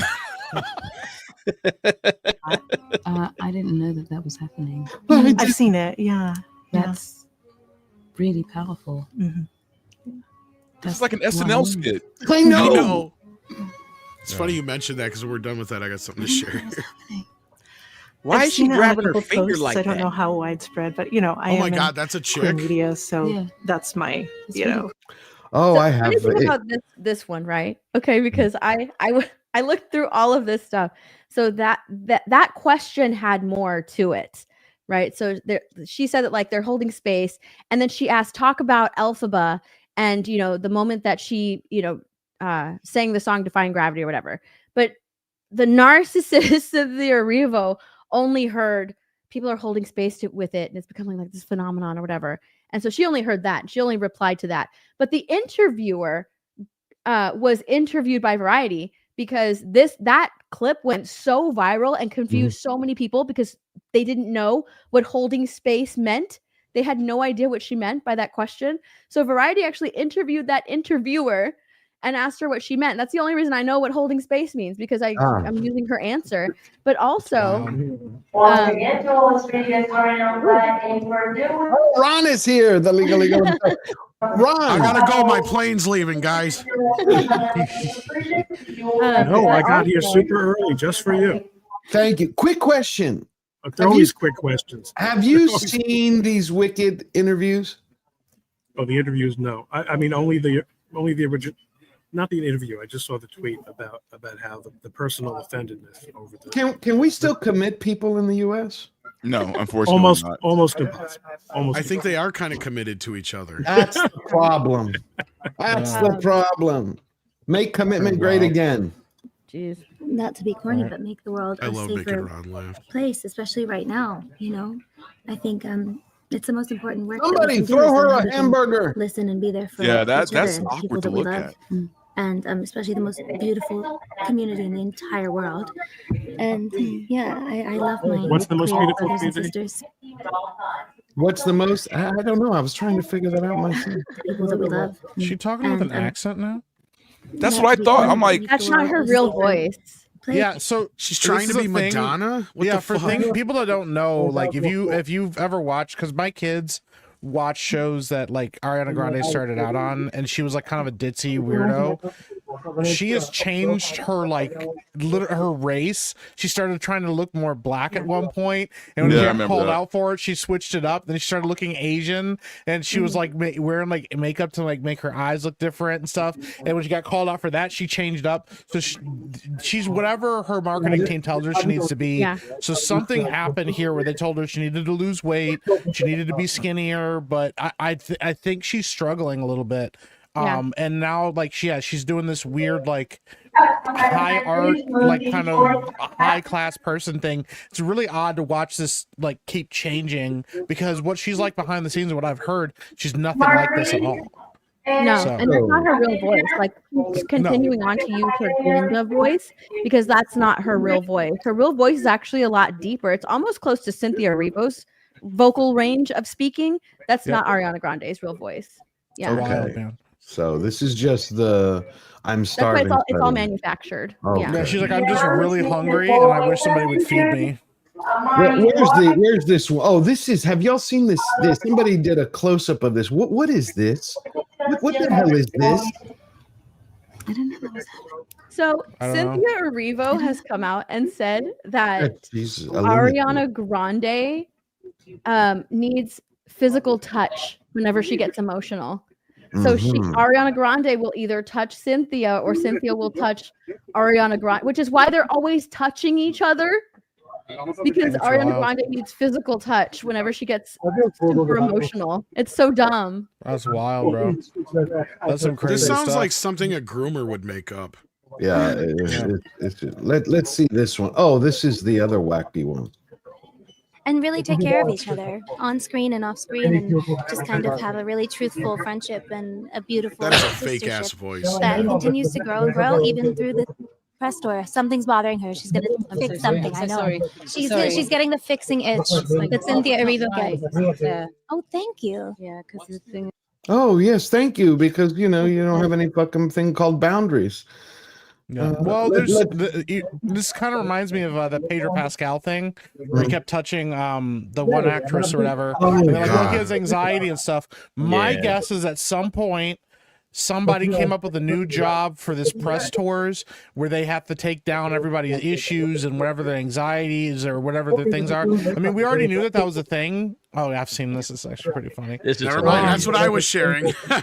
Yeah, but it's like, but just to finish that thought up, it sounds like they probably have some new like thing with PR where they have to tell everybody what their fears and issues are, so they can spin that and be like, oh, look at how relatable they are. They have anxiety, or oh, look at they need to touch each other all the time to feel comfortable. Like that's going to make people want to listen to them more or something. It's really odd. Well, I love the way these two responded perfectly. We chose to do with the role with the roles was something that I think that should be studied. Yeah. Where are you from? Dayton, Ohio. Oh my god. Oh my god. Oh my god. Oh my god. That, you know, god. Did I say something wrong?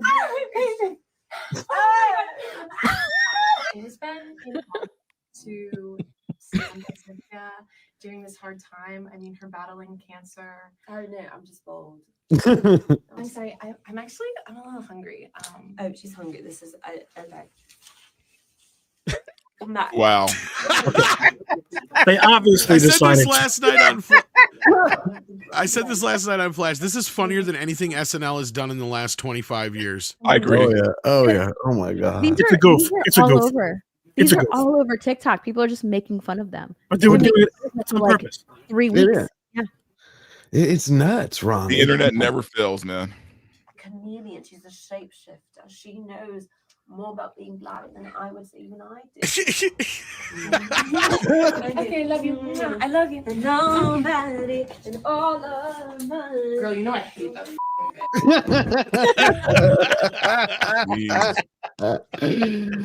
This one I found was funny. This last one. I know you're scared. I know you don't know what to do. But I've got you and I won't leave you. And I love you and I'm so sorry that you're scared. But it's okay to feel. It's safe. This person needs help. It's safe to cry. Oh, this is real? No, I don't think it's Oh, real. it's not real? Oh my! I was. Is Maybe it real? I thought they were joking. I've read some comments that it's supposed to be real. I thought it because it was posted underneath. It was a response underneath one of their, Mumran Skeletor's crazy stuff. But what? Yeah, You can't tell the real from the parody at this point. No, you can't, Ron. It's what's crazy. It's the same way that you have a lot of people are flipping out. Where did it go? I wanted to ask you about this. I'm so glad you're here. This woman put this video out. Hold on, let me get it set. She put this video out and she got then attacked. I think it was not only by people, but TikTok supposedly did something against her and people were reporting it to the feds. Hold on. Where are you? And then she started crying that, look, it was just a joke. I didn't mean it about the president. Hold on. Self. Third time's the charm, babe. Where's the third assassin? Show yourself. Third time's the charm, babe. Somebody, not me, FBI. Somebody else. I believe in you. So that was her original video, right? So Yeah. she puts that out. And then let me go back here because it was mixed up. So she puts that out. I Come made on. it back up because I've racked up enough community guidelines violations for an account warning, and my joke video got uploaded to Libs of TikTok on Twitter, and then a bunch of conservatives started swarming my post and tagging the FBI, so I deleted the video. I know it's still on Twitter, but can't do shit about that. So Sucks to be you. The internet is forever. anyway, just wanted to come here by a bunch of maggots, and it's so fucking hilarious how serious they're taking my joke when some of these bitches literally swarmed a Capitol and brought a fucking noose for Mike Pence. So That's it. my God. That excuses pretty much everything. Any fairy tale you believe makes everything else okay. You know, this whole That's such a lie. And what's funny is like, yes, you should be taking it seriously because there was already an attempted assassination. So absolutely, people are going to take it seriously. Let's Ron, go, what Cash do you- Patel. Let's go, Cash Patel. Let's get this chick, man. Let's go. All right. Absolutely. I mean, seriously, man. Like, after you have 2 assassination attempts on your life, you want to get out here and make jokes and you want to throw it on the internet? Fuck that chick. Go and get that chick. Go, hey, make an example. Okay. At this point, we need to start making examples of people. All right. Because this nonsense has got to stop. All right. All of this divisiveness, all of this shit has got to stop. Well, Ron, it what does- were you going to say?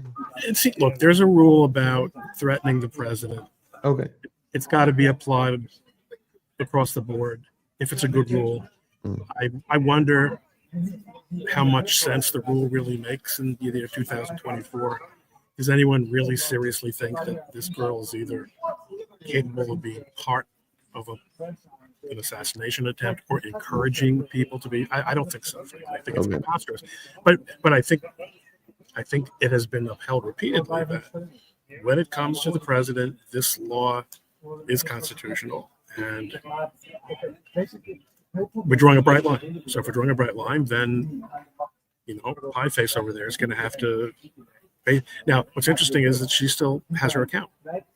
Okay. Right. But what do you do? Because I've been finding more and more where you'll see these videos and they are in one way, fashion, or another, wishing something like what she said. And they'll say it straight to the face. Wait till I see him. I'm going to go to the inauguration, and they'll intimate things. And is that legally illegal? I've always wondered, because people. I don't think it's legal. I think because they look. No matter who's president, you're going to get a lot of threats, right? And the FBI, they have to figure out what are viable threats and what are shenanigans, right? What this girl did was shenanigans. It was goofy. It was stupid. She's trying to look cool in front of her friends. That's what that was. Is she a viable threat? Absolutely not. So they got to kind of sift through a lot of garbage to get to the real threats. With that said, though, I do think that, your words have consequences, and at the very least, she should have got her Twitter account or X account suspended at the very least. Well, I think so. I think it was TikTok who put it on X. She only put it on Instagram, or was it TikTok? It was TikTok, and that's what she was talking about. She's like, I had to create a backup because she had a bunch of community guideline violations on the original account, which is why she deleted the video. I'll tell you, I just think somebody got to be made an example of. I mean, even if you pick her, or somebody that just made some kind of idle threat, or whatever, somebody has to be made an example of and taken all the way to the line, so everyone knows. Oh, okay, they're not playing games at this point. All right, playtime is over. All right, we're trying to get the country back in shape. We can't allow people to go out and make these random idle threats just for laughs, just for clicks, and all of that kind of crap. I think somebody's got to make an example of somebody. I don't know if it's her or if it's somebody else, but somebody's got to make an example so people knock this shit off. I agree. There's this one post that was just put up by, it was on Twitter the other day, that they screen captured something from Blue Sky. I'm going to read part of it, not all of it. But they're basically, they're saying there to go after Trump, his VP, his cabinet. It's the only way to save the United States of America. That's the only way to save the nation. I lose if I stand by quietly. There's no victory condition for me. If I stay quiet, I support, Wow. Yeah. Like, why is this person, like, somebody should be tracking this woman down. Right. Well, I think Ron is the one there's no way that she's not being watched at this point. Ron, I don't know how much he can comment on this because of how close he is to some of this stuff, but he probably has the best takes on some of this and how legal or stupid it is. Anyway. Oh, you're muted, Ron. Mute it, sir. It is pretty clear that this stuff is against the law. Oh, okay. So it's not protected speech. It is not. It's not. But I do think it's also not worth making a very big deal about it. These are non-entities. Okay. Now, it is true that a lot of the political violence in the history of our country has been done by people who are non-entities, who have, in fact, because they're not entities, that is often the reason that they're motivated to do terrible things to other people, because it gives them a reason for living. It gives them, it's how they're going to make their mark. But these people, I think I don't think it's really a societal problem. Okay.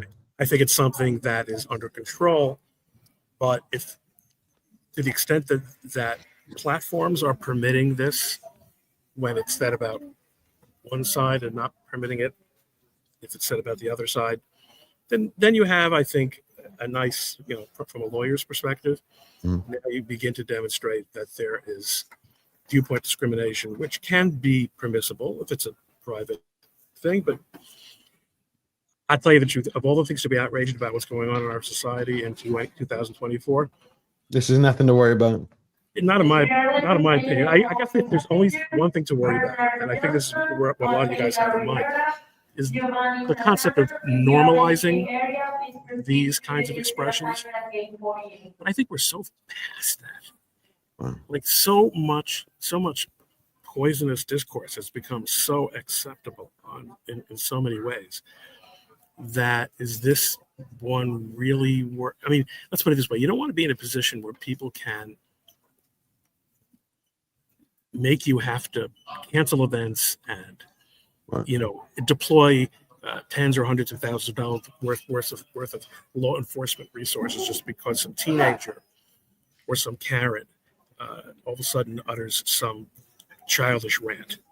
Do I like the idea of these people being, hounded down voluntarily and non-violently and made to regret their actions and perhaps to get a knock on the door from the Secret Service? I think that's entirely appropriate, especially if it's a young person. Your mom and dad find out what you've just done and who you've brought into their lives. That's going to be quite an effect. The second one, in a way, was creepier to me because, again, teenagers will say and do incredibly stupid things. But that second lady was that's although neither one of them strikes me as a real threat. Maybe it's me. It's just that I wonder what would have happened. I mean, do y'all think that if someone had said that about Biden supporters, they would be not in jail? I mean, I don't know. I feel like, well, there's a thing about the rhetoric, because this is the thing we talked about.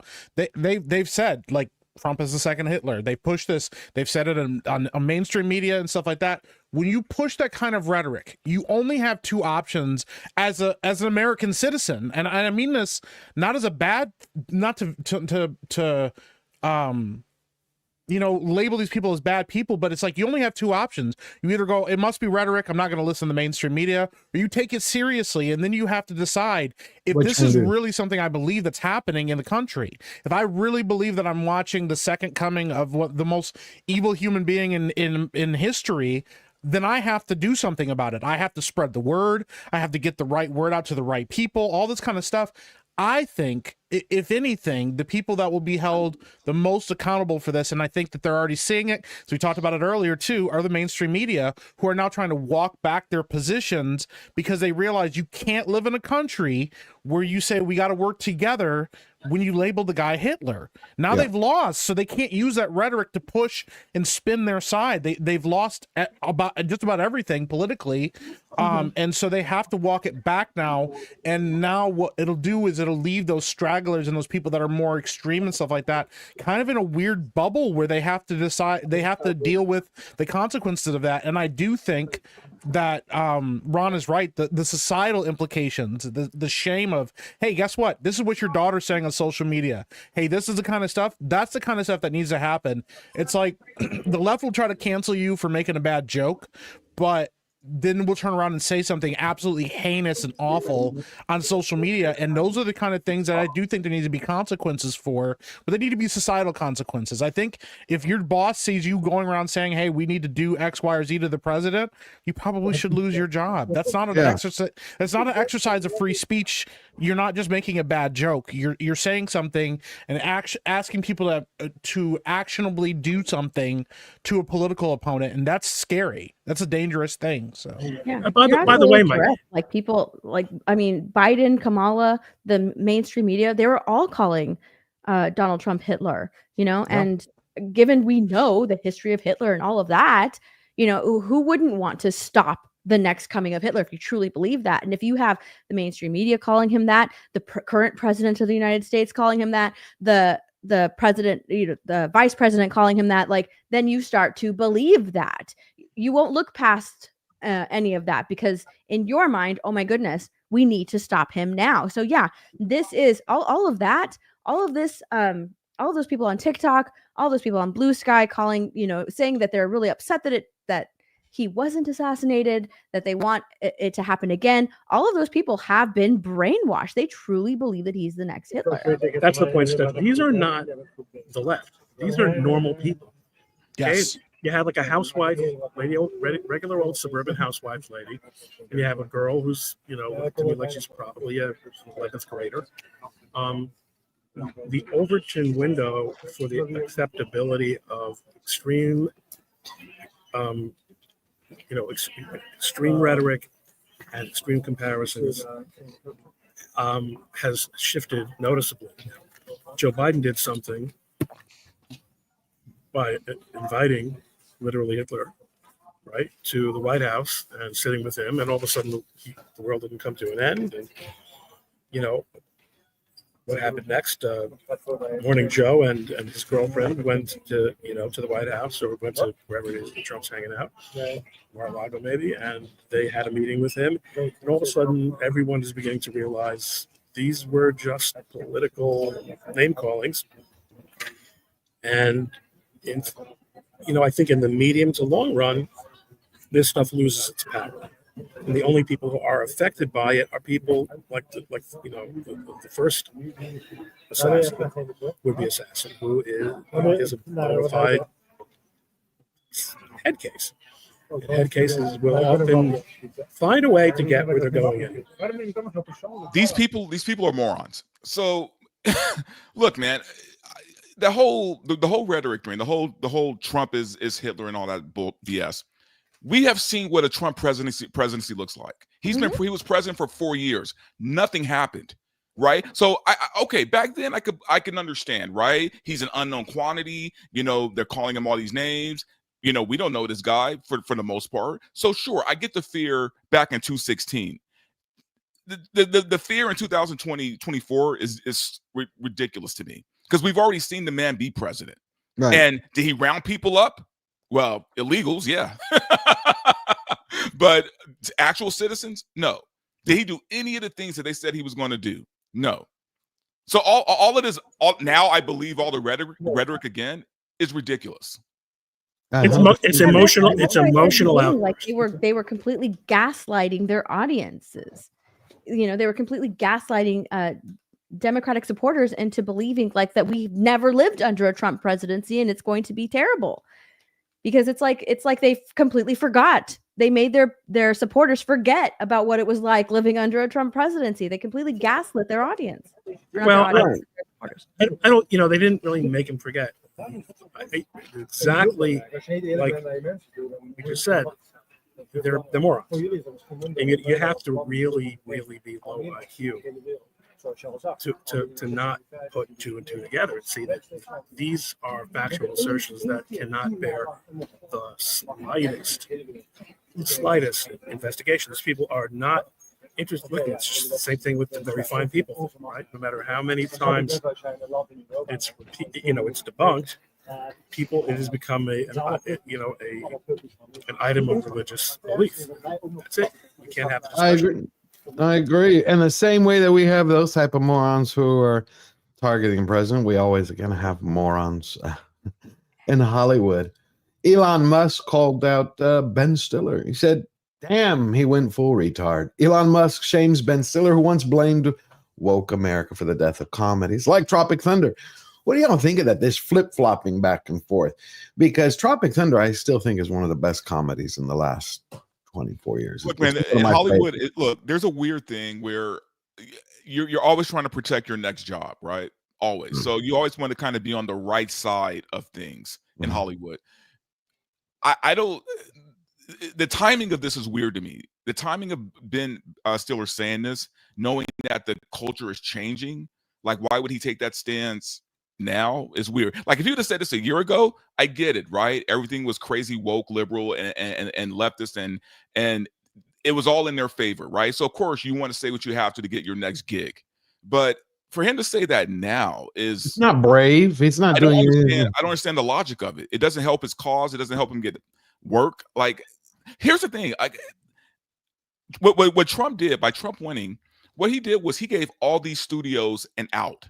Okay. He gave them an out. It's like, hey guys, you don't have to adhere to all this garbage anymore because the culture has changed. Trump won by a lot, which means culture is on his side right now. These studios don't have to keep placating to these weirdos. They can start making money again, right? They can start making good movies again. They can start putting out better scripts, and most importantly, hiring the right actors for the job, and not just based on their race or if they're trans or gay or whatever.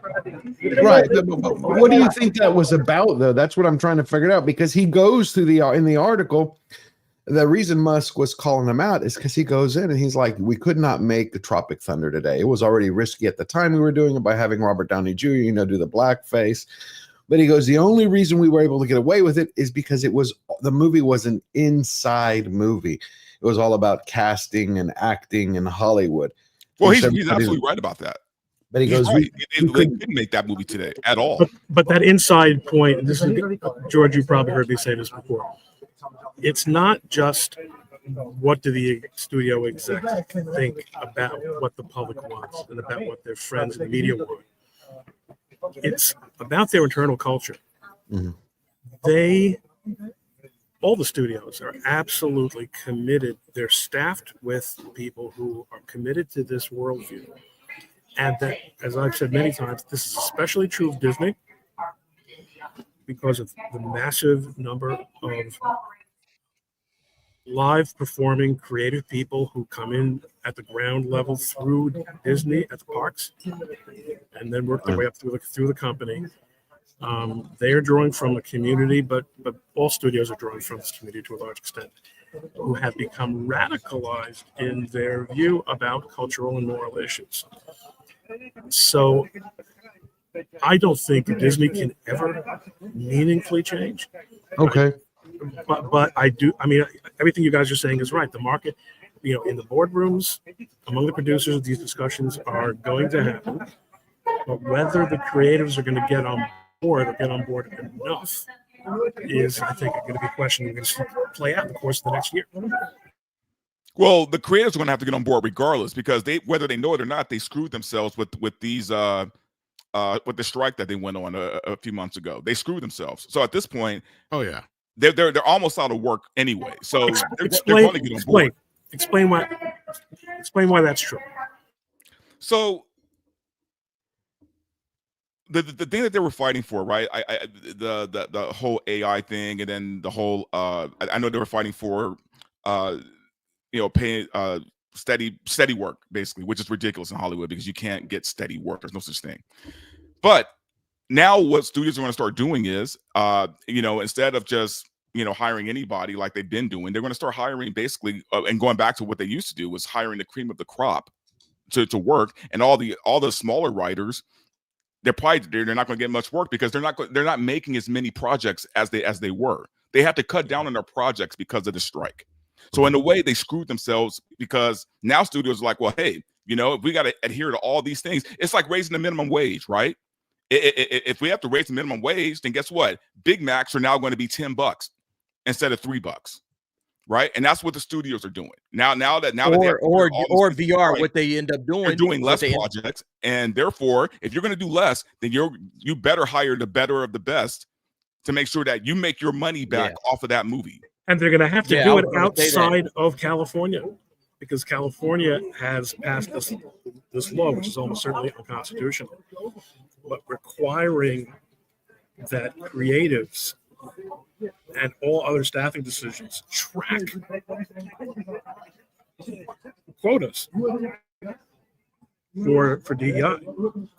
That's going to be impossible to do, and people, in order to make the kind of stuff that people, I mean, it's already happening anyway, but it's gonna happen. Even more. People are going to start finding other places to do their filming, and eventually it's going to become questionable, notwithstanding the fact that all these people, live in 8-9-figure homes in around Los Angeles. What are we doing here? Why are we here? Gotcha. Well, can someone tell me what in all that's holy this is, or who these people are? It was an advertisement I saw, and I didn't know if this was a spoof or a real advertisement for AMC. It's a real advertisement. It's a real advertisement. TikTok, yeah. Because I thought I it was am going to say that I fucking love this.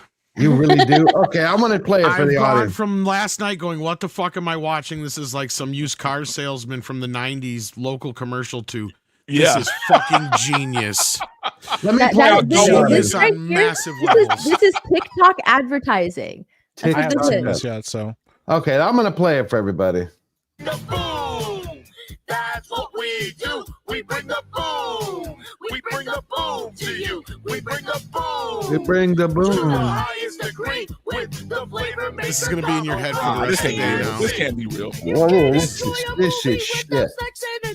And the flavor maker combo. Call costs much less than you think. Come on and see some action. Come and get some thrills. With small Coke and small popcorn for just $7 bills. Your Reese's Pieces. Oh, in that's the some popcorn, bullshit. Yeah, that ain't no joke. And when you The kid ate too many fucking Reese's as it is. What And is you're not getting Reese's for $7 at an AMC. Of course not. But who the hell are these people?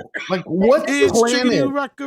Is this sponsored by AMC? Is this like It official is. AMC? That's Yes, yes. This is TikTok advertising. This is a family on TikTok. They have 2.4 million followers on What? TikTok. What? Yeah, you can grow really quickly What am on I doing TikTok. wrong, Yeah, but this is what they do. It's They all do about boom? the boom for this family. Yeah, that's This like is fucking genius. Mm-hmm. Yeah.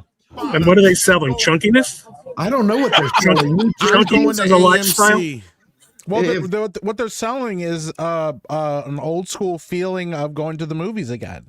Their whole family's together. This is actually kind of genius marketing if you grew up like watching some of the crappy commercials that you had on television. Like this is akin to things like if you go back, go watch the Los Angeles Rams commercial where they did an entire rap song together. There was another football team that did the same thing. This was like the go-to.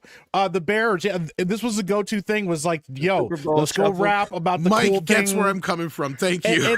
And the thing is, the thing is, here's the thing, and Tom's right about this. Right now, it seems ridiculous. In like 7 hours, when you start singing it in your head to yourself, you'll go, "Oh my God, they got me! I didn't even think about that."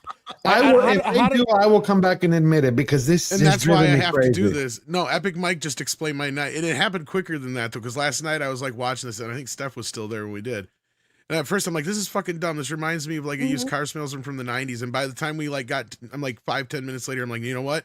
It works because that shit's stuck in my head now. Yeah, it's catchy. for sure. And the thing is, like, what people don't. Go ahead, Steph. I was gonna say with TikTok, you have like 3 to 4 seconds to pull in an audience and have them watch. Like that's how much time you have to pull in someone to watch your TikTok. It's literal seconds. So they need to really just catch your eye right With at the the beginning. boom.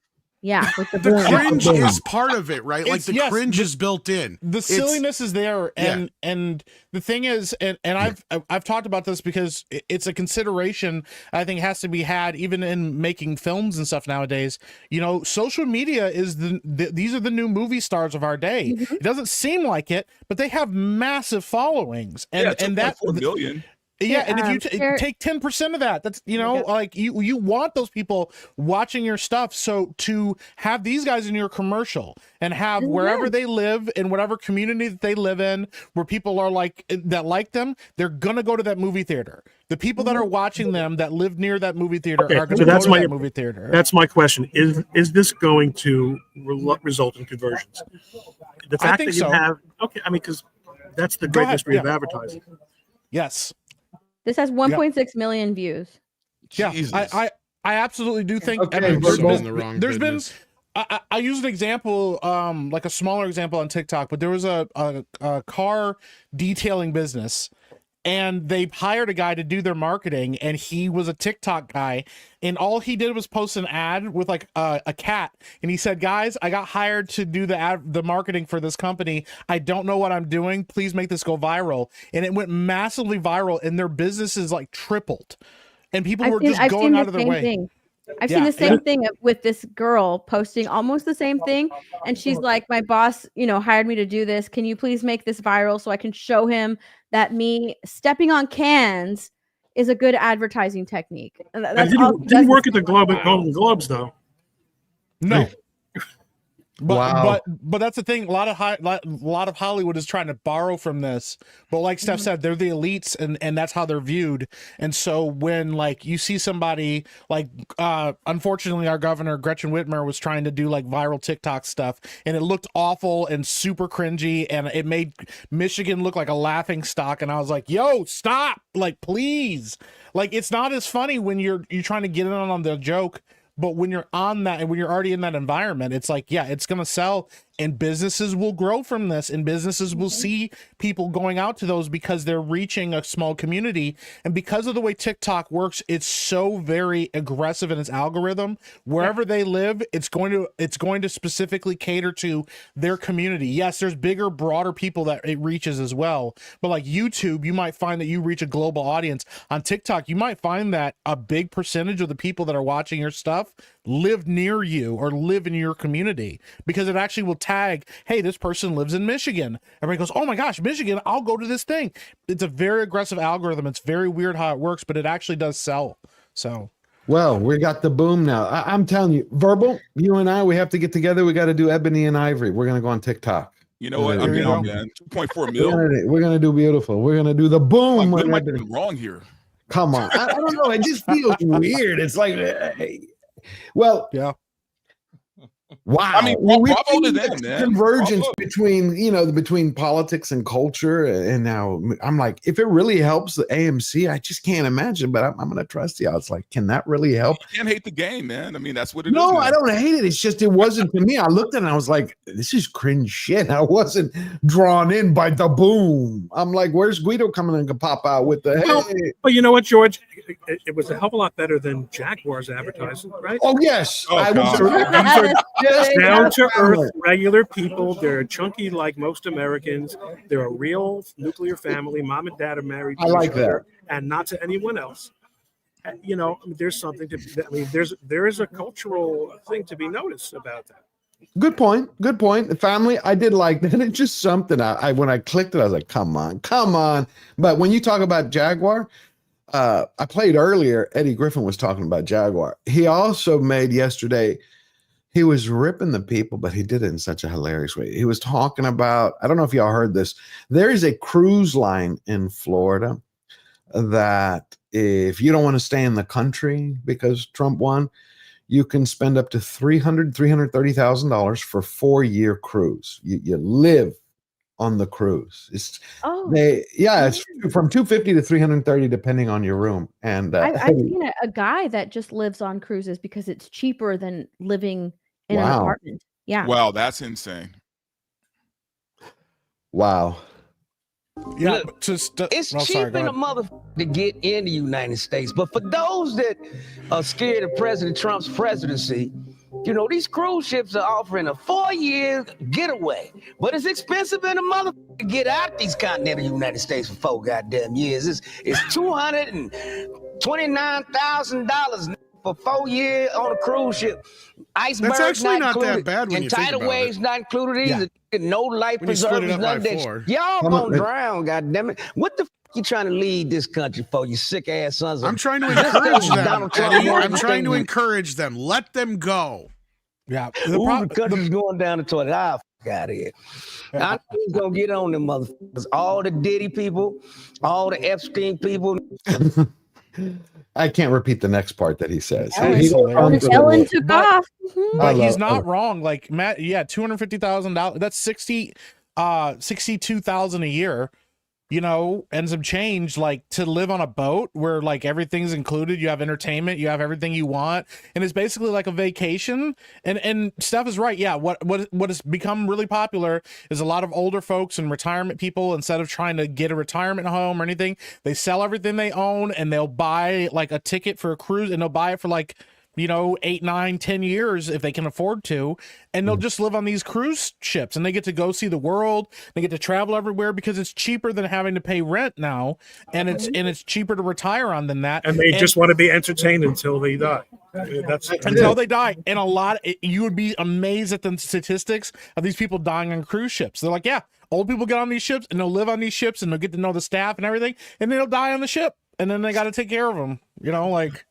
Oh, wow. This is funny. Eric K, for $2, some MAGA people need to book this cruise to troll. I like that. I love it, Eric K.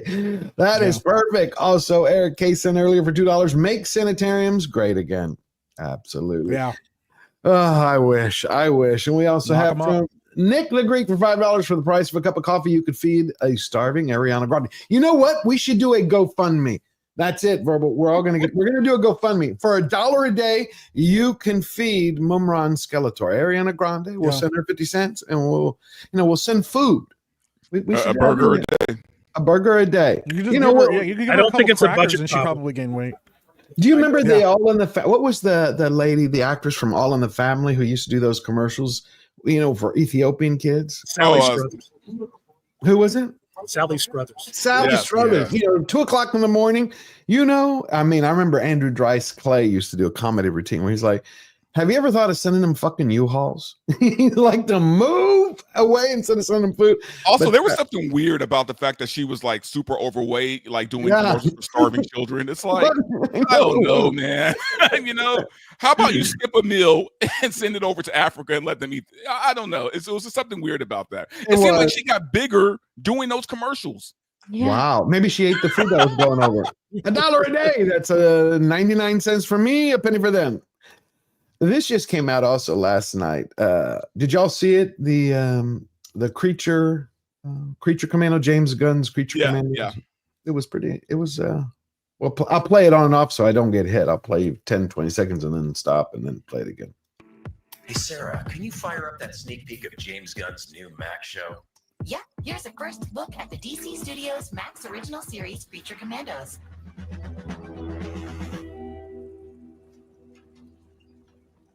I know you all aren't exactly enthusiastic about this mission, but General, I believe you've read us wrong.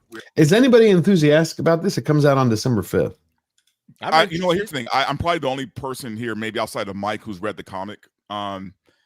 This was a weird decision for Gunn and for DC, Okay. if you ask me. I don't understand this choice, but at the same time, they're not really risking anything either by doing this. So it's kind of like, hey, here's just something. We all know that the measure of the DCU is going to be the new Superman movie. That's going to be the measure, right? But it's kind of like, I don't understand what they benefit from dropping this right now. I don't think this is going to push the DCU. It's not going to get them excited for it. I personally like it because I'm into that stuff, and like I said, I like DC animated stuff. So yeah, I mean, and because it's DC animated and James Gunn, it's fun. It's fun, but it doesn't move the needle either way when it comes to what's it going to do for Warner Brothers and DCU going forward. I think Superman is going to be the measure of. Okay, Derek. Well, I think what it is it's filler content to rebuild his universe, get some familiar faces for the hardcore people, and I think it's an olive branch to say, hey guys, if you like this, if you read these comics, look, see, I know comics, I know deep cut comics and stuff. Exactly. He kind of did it with Peacemaker, things like that. It's like, I think that's kind of what he's trying to do, is build a repertoire, and it also is a way to fill the gap in between, because we're probably not going to see Superman until much, a little while still. So it's like, Christmas?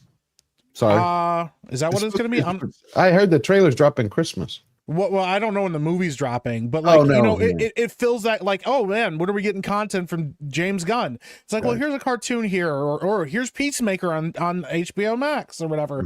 It's like that so would, different. That would make sense. In other words, if they can reassure the comic book, what was supposed to be the base for the comic book movies, that we don't really hate you. You might have heard some people saying that. You might have heard them on YouTube saying that. You might have heard Disparrow saying it in every single video. And we got the message.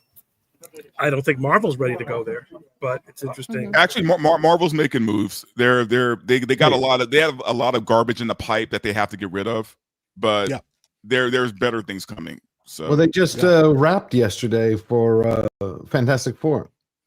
Yeah, This is coming out. What is it? July of 2025. Yeah, they're going to speed run a lot of these projects that they know are either going to be quality or they're going to be garbage, and they're going to try to mix them both, because if you can, make people forget about the slop because the good is right behind it or whatever, it's like, oh, this show sucks, and it's like, oh, but this great show just dropped, or oh wow, this is surprisingly good. It's like that's what's going to sell people on, ingratiating them back into the MCU and stuff like that. The break that they should have took, they just hurt their brand, and now they're trying to win back people. Whereas James Gunn isn't stupid when it comes to marketing. He's not an idiot. He's done indie stuff. He knows how to do this kind of thing, and he knows how to ingratiate audiences into his stuff. And I think that's the biggest thing. He also has to sell you on the feel of the universe right early. because we don't know what to expect from him. We don't know what to expect from this universe. And we're all kind of, I think a lot of people are waiting for it to look like Marvel. And I don't know that it's going to look like Marvel. It's going to look like James Gunn. And I think that that's what he's trying to sell now is like, get used to this kind of a feel so that when you get into my universe, you're not surprised by it. But yeah, I've also heard the rumors that the trailer is really good for Superman. I've heard that it's going to blow everybody's socks off, but we'll see if it actually happens. But you know, I don't know. And I think also people need to remember, man, James Gunn is the one who did Guardians of the Galaxy. No one knew those characters. No one read the books. I mean, I did back in the 80s, you know, like, but no one knew anything about Guardians of the Galaxy, and he made that probably one of Marvel's biggest franchises. James Gunn knows his stuff. So for me, I'm always going to give him more space to work. Like, I'm always going to give him like the benefit of the doubt. I think Gunn can turn Warner Brothers around, to be honest with you. I think for all the nervousness about Superman, I think I'm on the side of he's going to make it work. He's going to make it happen. So as far as the Creature Commandos, I like Mike said, it's just something for the hardcore fans that I think even normies can jump onto. Okay, because you were talking about the Superman trailer, and I've seen 3 or 4 articles in the last week. Again, I don't know. I think the bigger problem this is rumor. Hold on, if this is rumor or not, but it says Cosmic Book News has it that Superman trailers, Warner Brothers isn't happy about it. When you go down here, it was people were posting to Gunn. Here it is. I'm really excited for the Superman trailer. From everything I've heard, there's enormous pressure internally from inside Warner Brothers for the trailer to be received well. Apparently, the studio asked for multiple different cuts of the trailer to find the best version. To clarify, since every trailer necessitates multiple cuts, apparently the editor cutting the trailer presented a fairly finalized version of the studio weeks ago. The studio wasn't happy and said, make it better. I wouldn't want to be a part of the marketing department. He goes on, but they asked Gunn, he posted it, and Gunn was, well, sort of. So he agreed that they weren't not happy exactly with read it. Yeah, I'm going to finish. But when he says studio, that's solely me as the only studio involved. So he wasn't happy with it. Is that what he's saying? That's what this is what I've been told from the very fucking start when it comes to this thing. James Gunn signed on with the idea that he is the end all be all when it comes to this whole thing. Okay. So when he come out and said that nothing comes out until it's ready, that's what he fucking meant. He is the one that gets to decide this shit. So when people are all like, oh, Warner Brothers isn't happy about the trailer and all this other shit, I'm willing to bet that most people besides Zasloff and Peter Safran haven't even seen the fucking trailer. Yeah. Right? 100%. Because he is the only one who has control over this shit. He is deciding what's out there. He is saying that he is being his own biggest critic. So if anybody's saying anything like that, it's because he is the one that is worried about this. Is Warner Brothers worried about that? Absolutely, they're fucking worried about it. This is the biggest movie that they put out since ever, right? As far as like, the importance of it. But if anything, the bigger concern here is how bad Marvel is going to do leading into this. At the end of the day, the trailer can be amazing. I know I've been hearing they've been probably saving it for Super Bowl anyway. Makes sense. Superman, Super Bowl Sunday. Come on. It's right there. It's built into it. If you're going to launch this trailer in a way that you don't drop it online first, you drop it with the Super Bowl, it makes sense. Anyway, that being said, at the end of the day, it doesn't matter because all the shit leading up to Superman is really going to be the big problem here because you got Captain America 4 and you got the fucking whatchamacallit, Thunderbolts. Thank you. But and those two movies are going to take. I will say this, Tom, the Thunderbolts, from what I heard last night, is actually very good. Really? Captain America 4, it's fucked. Sadly, it doesn't matter. It's probably not even going to get released, man. Like that's how bad it is. Well, didn't it have a $500 million budget now? They have to release it. So basically what I was told was what they're trying to do is because the Thunderbolts is actually good, they don't want Captain America 4 to mess with the Thunderbolts. So they're trying to almost like space it away from the Thunderbolts because the Thunderbolts is a sellable film. Captain America 4 is. I have a prediction that Captain 4 Thunderbolts drops in May, right? I think so, and that's the thing is February is when Captain 4 drops. I've had a prediction. No, it's not dropping. I don't think it's dropping in February.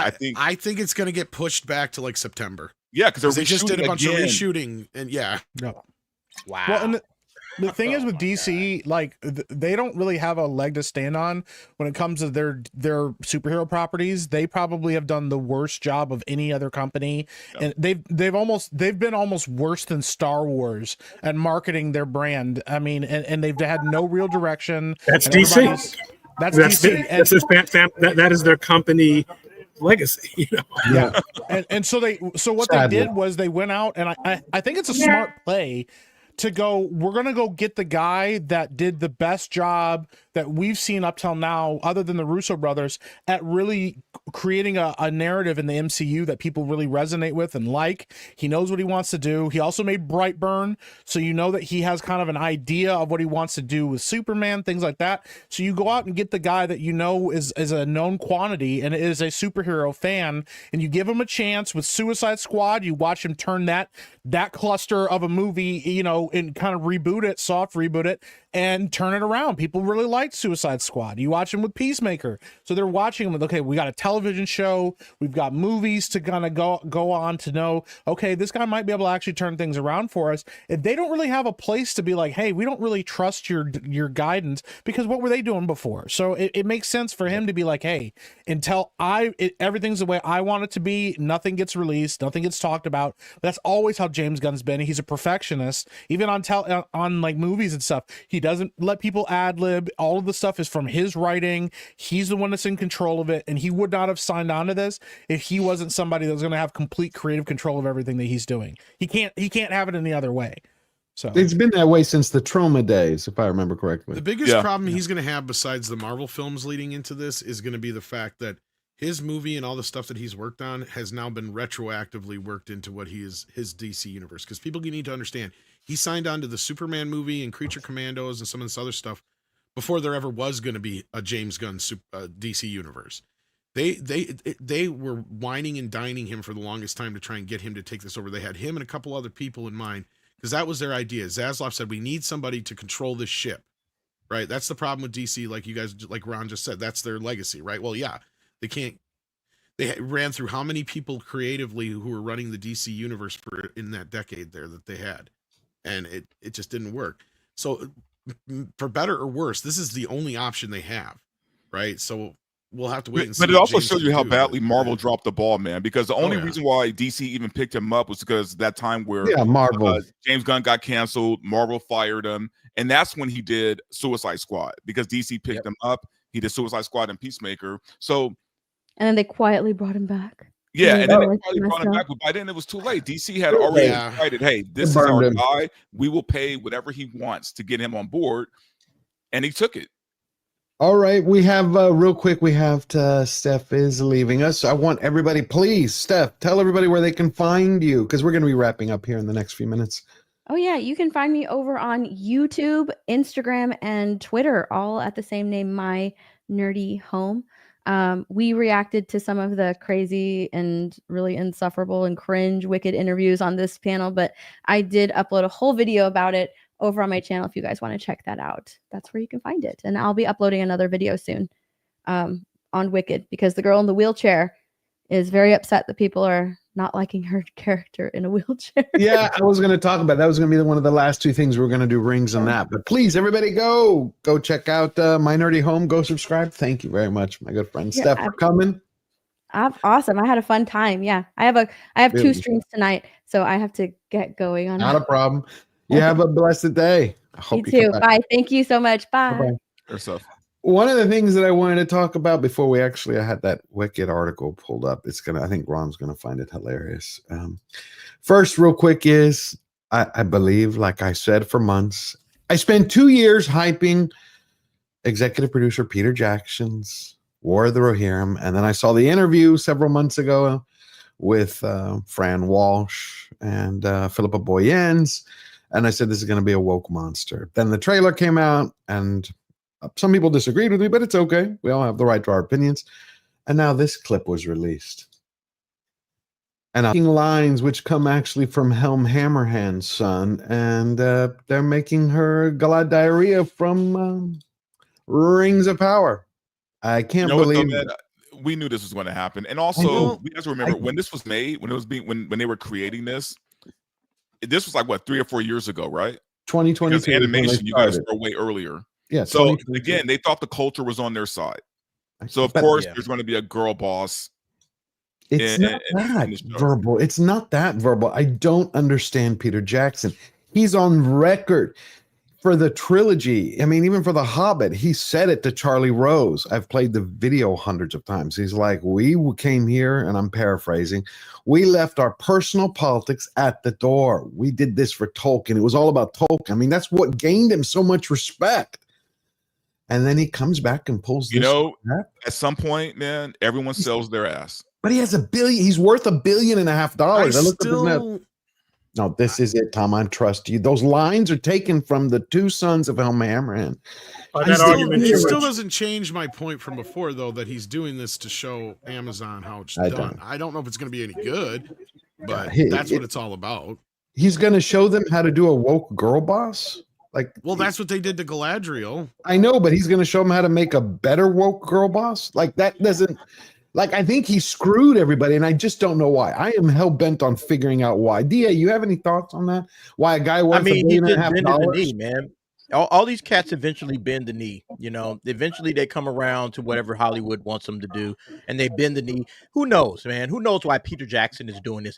Maybe for some project, you know, that he has coming up that he wants to get, you know, off the ground. Who knows?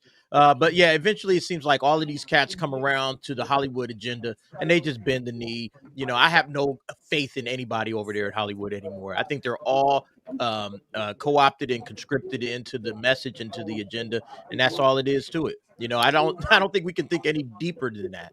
You know, this is Hollywood. This is woke Hollywood. I don't understand why it's so hard, man, just to write good female characters. Like you know, look, even with all the problems I have with Arcane season 2, I don't.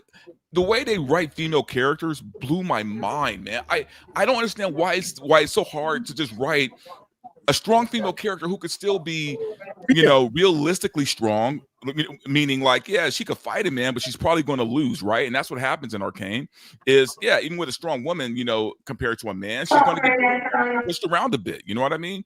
Also just compelling, man. It shouldn't be this hard, right? It's like, guys, yeah, you could write a strong, we've seen it in House of the Dragon. All the queens are strong women, powerful women, but they're written so well, man, and they have a vulnerability about them. I just, and they're also feminine.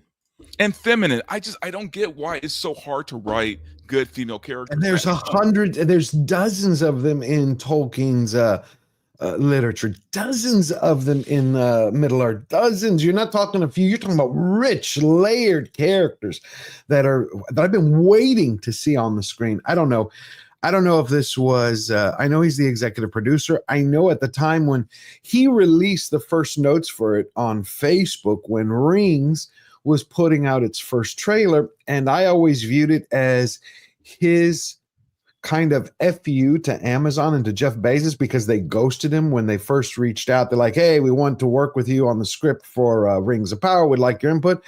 And then the estate, which is run by Simon Tolkien, the biggest traitor to his grandfather ever, said he didn't want anything to do with him, so Amazon pulled away. But they didn't call up Peter Jackson's attorneys and say, hey, you know what? The estate says, no, we really love to, but we can't. They just didn't call him back.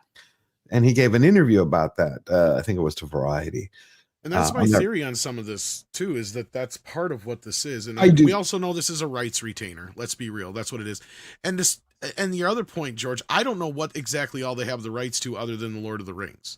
Hold on. Ron has to get going. Sorry, because he's in the airport. Ron, what I wanted to ask you real quick was, before you go, did you see this about, we had the British Broadcasting Association. BBFC's wicked warning leaves usual suspects green with anger. They put a trigger warning and they changed the rating for Wicked because of green-skinned people. Wicked does not wish to cause any more upset, which is why it has gone out of its way to cut any new controversy off of the past. Exhibit A, the BBFC has slapped a warning on the film alerting viewers that it features scenes of discrimination against those with green skin. Have you ever met anybody with green skin who's discriminated against? I'm so colorblind. I wouldn't even have noticed. The fact that you said that is racist, Ron. It means you're erasing her. Yeah, right. You're totally erasing her. Now. Oh, just listen. Those guys, just their head is stuck in a place where you can't even perceive color. I love it, Rob. It's just when you read it, the article goes on to how it is time. There is so much controversy around it that everyone needs to be properly represented, and that green skin is analogous to black skin. So therefore, green skin is all about, the trigger warning is about against racism. You know, no black person has ever said this. I know like, this. No black person. Like I'm white liberals are wild, man. To me, they just No, are. these people are just soft. These people are just soft. That's all it is. On behalf of black folks, it's like we would never say this. We would never even talk about this.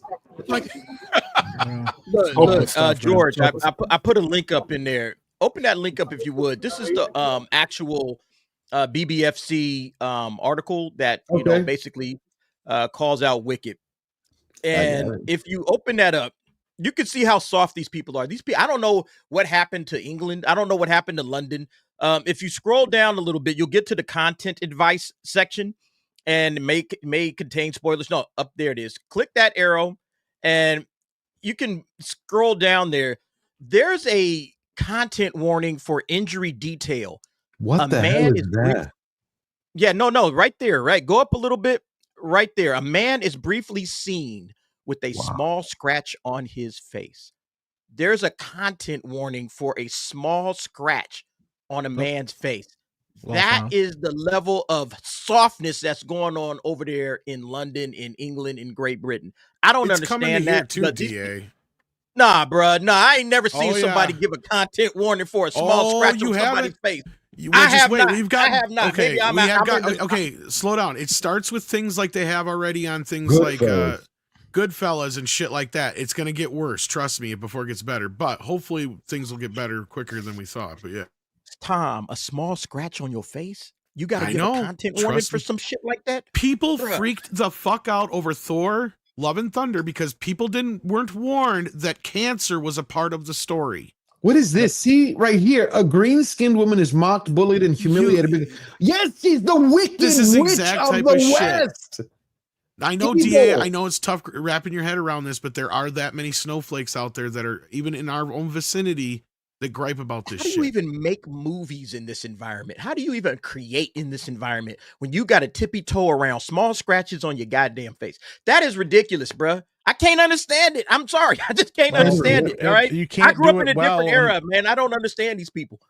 You can't do it well, and which is why movies are suffering like they are right now, because a lot of them are having to deal with this kind of stuff. And the only way you don't is if you're not part of that system. So what is this shit? Guards are struck. I thank you, DA, for sending me this.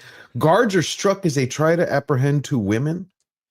Occasional threatening scenes include fantastical creatures and human guards chasing after two women.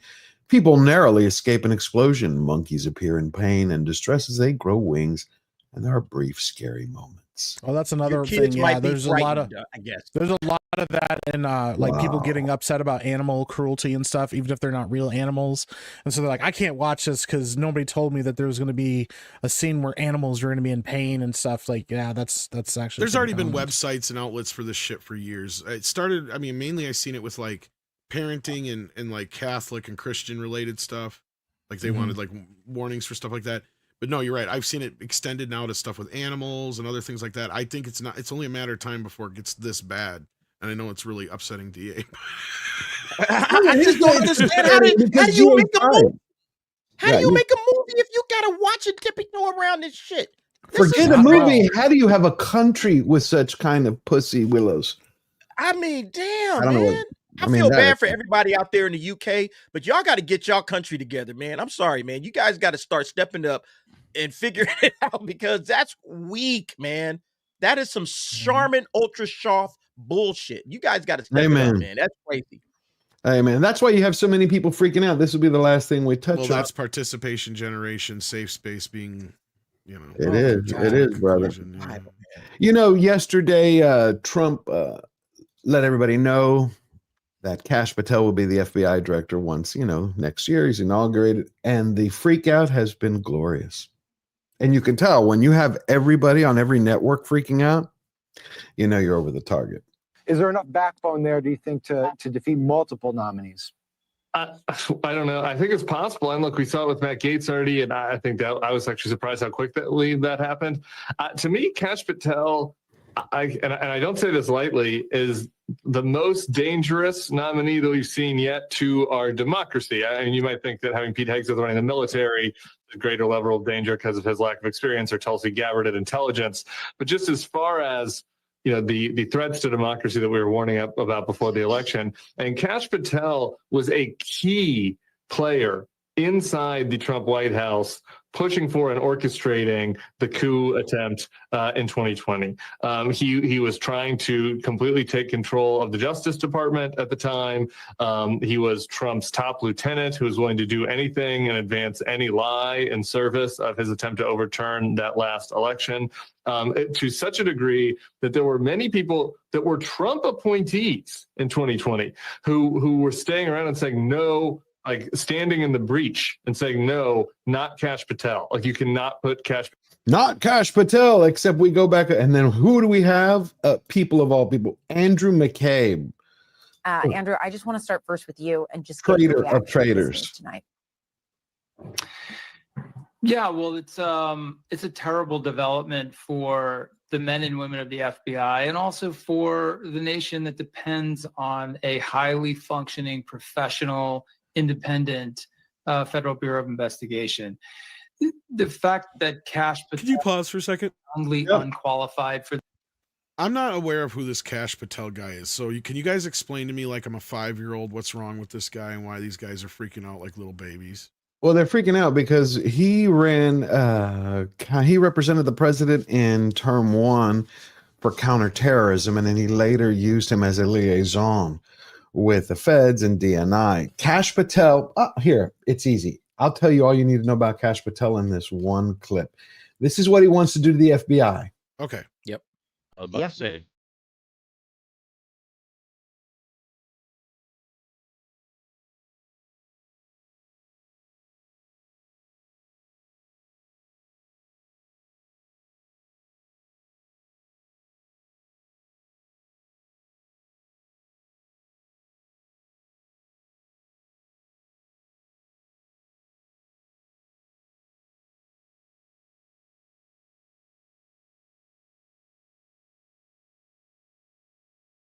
Oh, so a bunch of people are going to lose their jobs, so they don't like it. All of them. Well, they don't like him because he wants to end A bunch of all useless the- fucks, let's say, anyway. Sorry. Right. He wants to end all the politicization of the lawfare, of the police, of law enforcement. He wants to literally, he said it for years, and he said in second term, what they were planning is to take out the Hoover building, literally, to clean it all out, get rid of all the management, get rid of everybody who weaponized it against Trump, against the political opponents, against teachers. Remember, how many parents were gone after and prosecuted because they went to speak at a school board saying they didn't like what was going on, and Chris Wray's FBI would state that they're domestic, terrorists.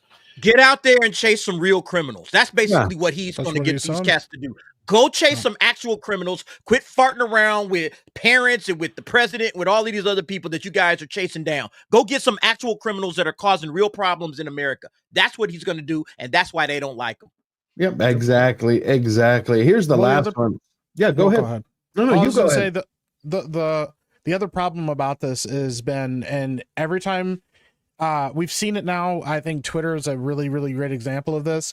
Whenever new leadership steps in that actually is serious about being efficient and actually serious about doing the right thing or doing your job, they uncover that there's a ton of corruption. They uncover there's a ton of waste, all of that stuff, and that's the last thing anybody wants. Like, look, I mean, Twitter basically was like, we don't know what to do, because if he takes over, he's, Elon's going to find out all this stuff that we've been doing, how much we've been working with the government on all this stuff. It's the same thing with the FBI. I mean, we already knew how corrupt Hoover was. And that was just the stuff that got leaked out there that isn't redacted information that they won't talk about. Like, it wasn't like it got better. Forget the dresses about everybody that he mic'd and recorded. Well, you know what, Mike, you know what they're calling Kash Patel? Exactly what you just said. They're calling him over. This is the new projection. Kash Patel as FBI director would be like if you crossed Alex Jones with J. Edgar Hoover in terms of just how much he would want to ignore precedent and the constraints that have been put onto the FBI over the years, with all of the conspiracy theorizing, all of the eagerness to fan the flames of the worst instincts. So he's making an argument for giving them more power? Yeah, well, Sorry. they don't like it because no, Tom, you're right. What they're doing is they don't like the fact that he is going to make it a law enforcement agency, not a political tool, not the KGB. You know, it's not what it's become, not even what it was in the 60s and 70s. It's like he said, it's before Trump. The FBI has not performed its function. That's one of the reasons people don't realize it. President Trump, which again has pissed off the media and everybody in Washington, when you have a presidential transition for a president-elect, you know, going to the inauguration, they get the government administration, the GAO, the government and administration organization, which, you know, they give them office space and they provide everything. They have to sign contracts with him. Trump wouldn't do any of that. You had Elizabeth Warren, you know, Pocahontas, who was bitching about it. Trump announced yesterday they're not even doing the security clearances. They're not running them through the FBI. He's like, we're using our own private companies, because he goes, we remember what happened in term one. The FBI and the GAO worked together to create the special counsel. Everything we were doing that was supposed to be fall under executive privilege, even as a president-elect, they just handed it over every single day. So now Trump is doing his own security clearances. They're like, well, how are you going to give the people security clearances? Like on day one, President of the United States, I'm giving it. I don't need the FBI anymore. Because with the FBI that the public doesn't understand, one of the things they've been doing in order to control both Congress and the executive branch is they would say, this person doesn't pass a background check. This person has flags in their background that we won't give a security clearance. Therefore, you can't use them. So they'd go, you have to use these people. That's what they've been doing in the order, so they could act like a fourth branch, a shadow branch of government, telling the executive what to do. So Trump's like, you know what? I already learned all those lessons. Fuck y'all. And the tree, you know, the horse you rode in on, we're doing it all ourselves, all in-house, go to hell. That's why they're pissed. And if he has Kash Patel there, and you already noticed, you've had Senate Republicans come out. So I smell either they're terrified or there's a deal brewing. I think they're terrified legitimately. You don't use things like Alex Jones and stuff like that unless you're, because here's the thing, like the idea of a Hoover Alex Jones type scares them, except that means that's the kind of guy that's going to go root out the craziest stuff that they can think of and probably end up being found out to be right. Here's the thing, as much as crazy sometimes as Alex can sound, if you actually take a look at what he's saying, he's been proven right about a lot of stuff over a lot of time. He's not always right, but he's been right about a lot of stuff. It's like, that's the kind of guy you do want cleaning out the brand, like your law branches. Like we know the FBI is corrupt. You know the CIA is corrupt. They're all horrible, you know, government agencies, and we watched the left, you know, weaponize them for years now against other political opponents. They did it against Trump, and now they're worried because now they don't really have a precedent to stop this from happening, you know. But we, you know, it's like the worst thing that you could ever tell a government official is, yo, we have to downsize. But that's exactly what the government needs, is to be downsized. We know it's too big. We know it's wasting things. We know it's not doing its job correctly. And so, yeah, it's people are like, well, what about these government jobs? I'm like, those government jobs are being paid for by taxpayers. You have less government jobs, you have less money being taken from you for taxes. That's how this all works. Like the less money the government takes from you, the more money is in your pocket. That's how government spending always has worked. So like the less people involved, the better it is for the country. Amen. I agree. Yeah. All right, we're going to read these super chats and then we're going to wrap up. What do y'all think of, real quick, I just want to ask you a question. Did y'all see Nosferatu's coming out? Did you see did you see the popcorn bucket for it? I have not seen the popcorn bucket for Nosferatu. Yeah, I thought that was cool because I haven't seen it. Nosferatu? Nosferatu. Nosferatu? Of course. I know. Oh, I was going to say, you're a movie guy. What? I know, Nosferatu. More than that, yeah. No, that's fair. I thought it was cool as hell. But they were saying there was a couple That's articles. rad, actually. they're saying it's going to be the last one. Like this, this fad is fading out. Well, they're probably not making a lot of money on it right now. Too expensive. $30. I didn't. I mean, they're They fun. They're price fun themselves novelty out, things, yeah. and I think you have to be like a really hardcore fan to collect them all. But yeah, I can't see this being a regular thing. They kind of memed themselves out of existence. That's the problem. Like Verbal's right. Like they didn't pick and choose the right ones to do it with. They did it for everything. Yeah. Yes. And like I even posted a meme a while back as a joke. Is like I see why Horizon failed now because they didn't have a popcorn bucket, you know. And I had a fake like popcorn bucket thing up. And it's like, yeah, like that was one of the only movies that was coming out at that time that didn't have a popcorn bucket. You know, that was the whole joke. Well, dude, they even created a popcorn bucket for Borderlands. I mean, I didn't know that. Everyone would have multiple ones, right? Like, so yeah, not only would you have one, it was the robot, the yellow robot in the movie is the popcorn bucket. Jack Black, Yeah, the the most Jack annoying Black. person Yeah. since fucking studios started paying Aquafina to sing. Unbelievable. and they're All just right, Fletcher, overpriced. Yeah. bring up the chats. Dragon Master for $2. Jackson betrayed us. Truly, there is no shame. I know he has $1.5 billion. You'd think someone at that level would never bend the knees. Like he's got it all. What does he need? Thank you, Dragon Master. Dragon Master again for $5. He chose the wrong time to betray us. Trump will set him straight. Yep. Hopefully so. He's going to see that the times have changed. Because, see, Philippa Boyen's announced that they have 3 to 4 more animated films, and it depends how well this does.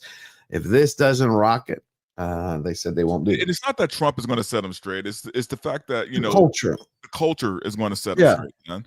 Yeah, Trump absolutely. winning was a sign of where the culture is now. Perfect. Yes.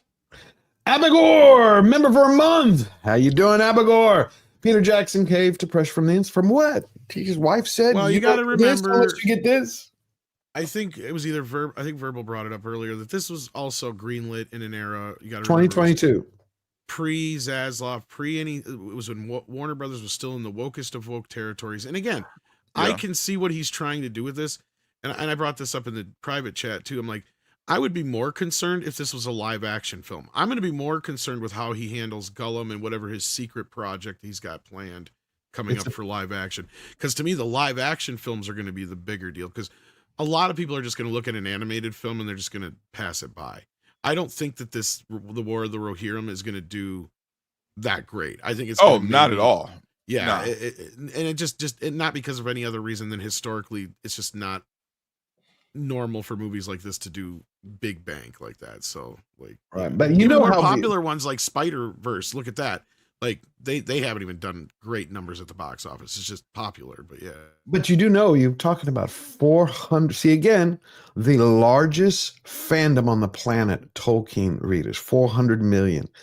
That also includes 100 million who watch the movies. That's not a small fandom. If they love something that's put out, they will watch it. That's not you could be a blockbuster. That's why it doesn't make sense. Yeah, And but by that mentality, the Clone Wars movie, the cartoon, would have been one of the biggest animated films of all time, and it bombed. George, right, but wasn't it for kids? Kids. That's the point. A lot of people. This is the problem. 5 out of 10 people will look at an animated film regardless and say, "Oh, it's for kids," and just pass it by.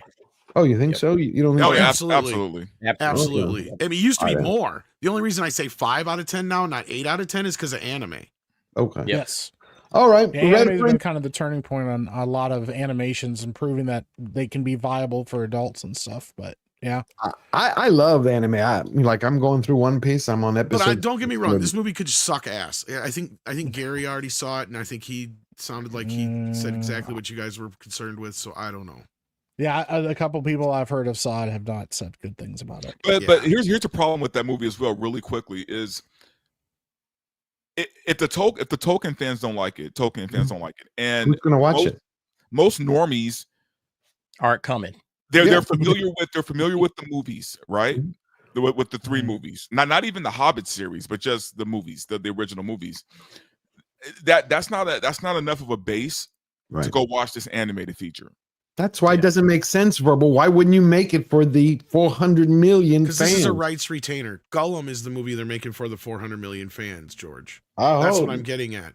No, you don't I'm think serious. this is a projection of their mindset, though? Because Philippa Boyens, she's working on that with Andy Serkis and with her daughter. That's what worries me, is that they're psycho. Well, these people have always been very feminist. That's always been evident. Even in the earlier films, it was just the way it was handled, right? And again, I think with the Gollum movie, it's going to be Andy Serkis directing. It's going to be, we know the amount of story it's based upon. We know it's probably going to have Viggo Mortensen returning, and it's probably going to be one of the last things that Viggo. Well, it sounds like he's going to try and help them in any way, shape, or form, and that's the beauty of this role, is the form that he's taken as Strider. You can get a younger actor to play with a hooded and just have him do the voice and stuff, and maybe do like 1 or 2 de-age scenes. But he looks so good at his age, you don't really have to do much maybe than put makeup on him and a wig. Like, that's the beauty of him. But that being said, like, I think Andy Serkis is talented enough with the Gollum character, with what they have to work with there, with that, whole storyline there, even though it's just a short, passage they're taking. I think there's going to be more interested in that at the end of the day than this. Most people don't even know what the fuck Well, yeah, this because is. the investment's bigger, man. I mean, they have Ian McKellen coming back. That was what I was just going to say. It could be even his last movie for all we know. Well, he's coming back for 3. The Secret Project is supposed to be one of 2 by the contacts that I've talked to. One is supposed to be originally what Amazon was going to make before they did Panda Rings of Power, and that was supposed to be a Strider story.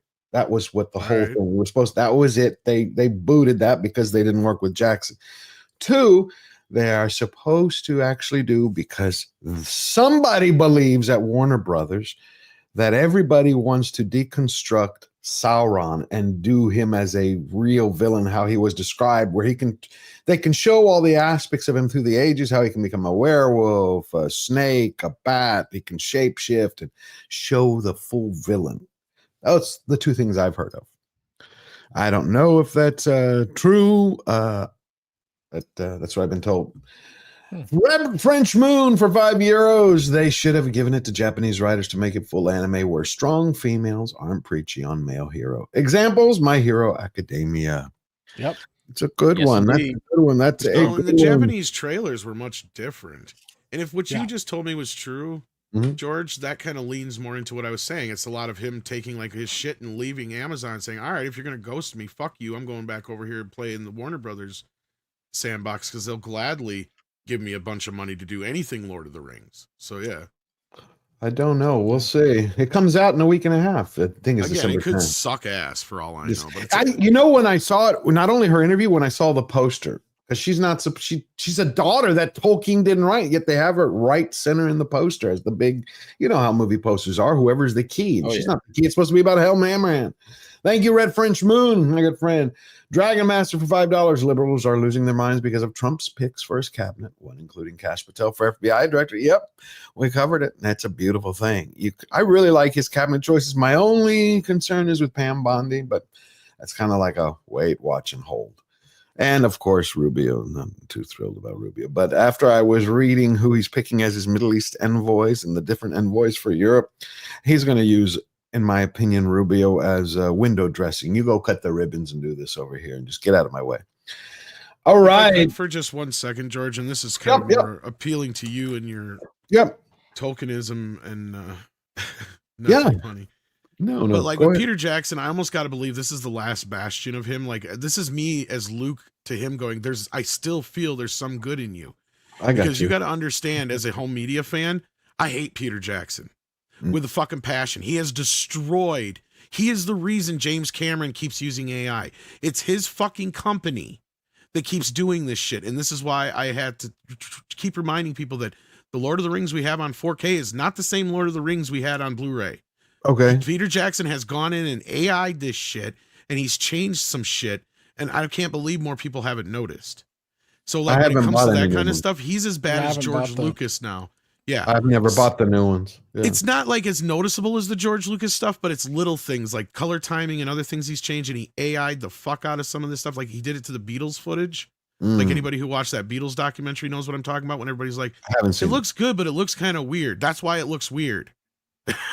It's like, it's the same thing why we get all these anomalies now, and all of a sudden all these 4K Blu-rays is because of this AI technology they're using. It's horrible. And the more recent one was the Lucy box set from CBS. I don't know if you guys saw that. No, did they change it? Because I have the whole Lucy series, but on Blu-ray from 10 years ago. It was still on Blu-ray then? Wow. I was saying if you have it was DVD, it should be. It's either DVD or Blu-ray. One of the It's other. probably the DVD because they upconverted those old scans. Gotcha. And so what it did is created anomalies like this. I'll show you. Here's one of them from the Lucy one, real quick. Yeah, where? So this is like a background character in the original thing behind Ricky's head that would be out of focus. This is what the AI technology has done.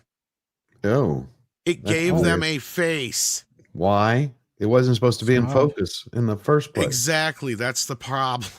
That's AI weird. doesn't know any better. Yeah, it doesn't. Yeah, I can't differentiate that stuff. No, that is really weird. Well, if you want to see a funny picture, okay, I'll just show you this real quick. 1 second. Trudeau went to bend the ring. I don't know if everybody really. Trudeau has, attacked Trump many times.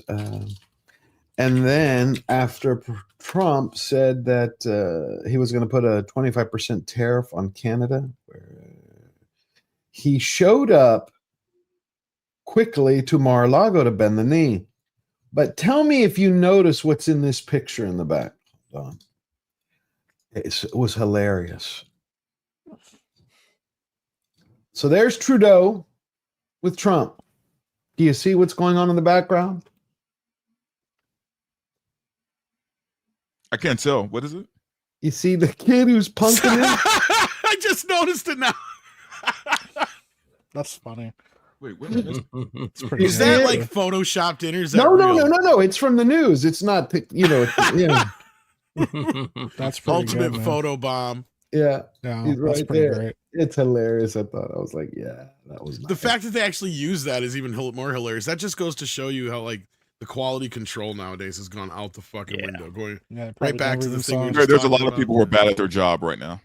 Oh, yeah, and they're bitching about everybody else. Yeah, it's crazy. It's crazy. Dragon Master, $5. Liberals, we already got that one. Next should be Dragon Master for $2. TDS is a mental illness that must be studied. It definitely does, Dragon Master. I would add to that and say I think Rachel Zegler needs to be studied, man, because I have never seen anybody try to shipwreck their career the way she has. Like Weird. I've never seen anything like this. Like I have really I'm trying to think who came close would be Hanoi Jane in the 70s, standing with the Vietnamese on the. But see, No, but this is that even was more like a different. very, very, very like specific political statement she was making. Exactly. Right? I think In this Zegler across case- the board has been like I don't know. It's almost like she's daring the studios to not hire her. Yeah, no, you're You right, know? Verbal. It's almost like she has this air of like hubris that she doesn't think that she's touchable, right? Like maybe Well, it is it's- that Spielberg thing. I don't know what she has the confidence of Kathleen Kennedy exactly without being Kathleen Kennedy. now her, I'd be like, who the fuck does she have videotapes of? That would be the one I believe. Right. Well, it's an entitlement thing. It's like we've How would earned you- this. This is my reparation for the world, for being a woman, for living in a Messiah.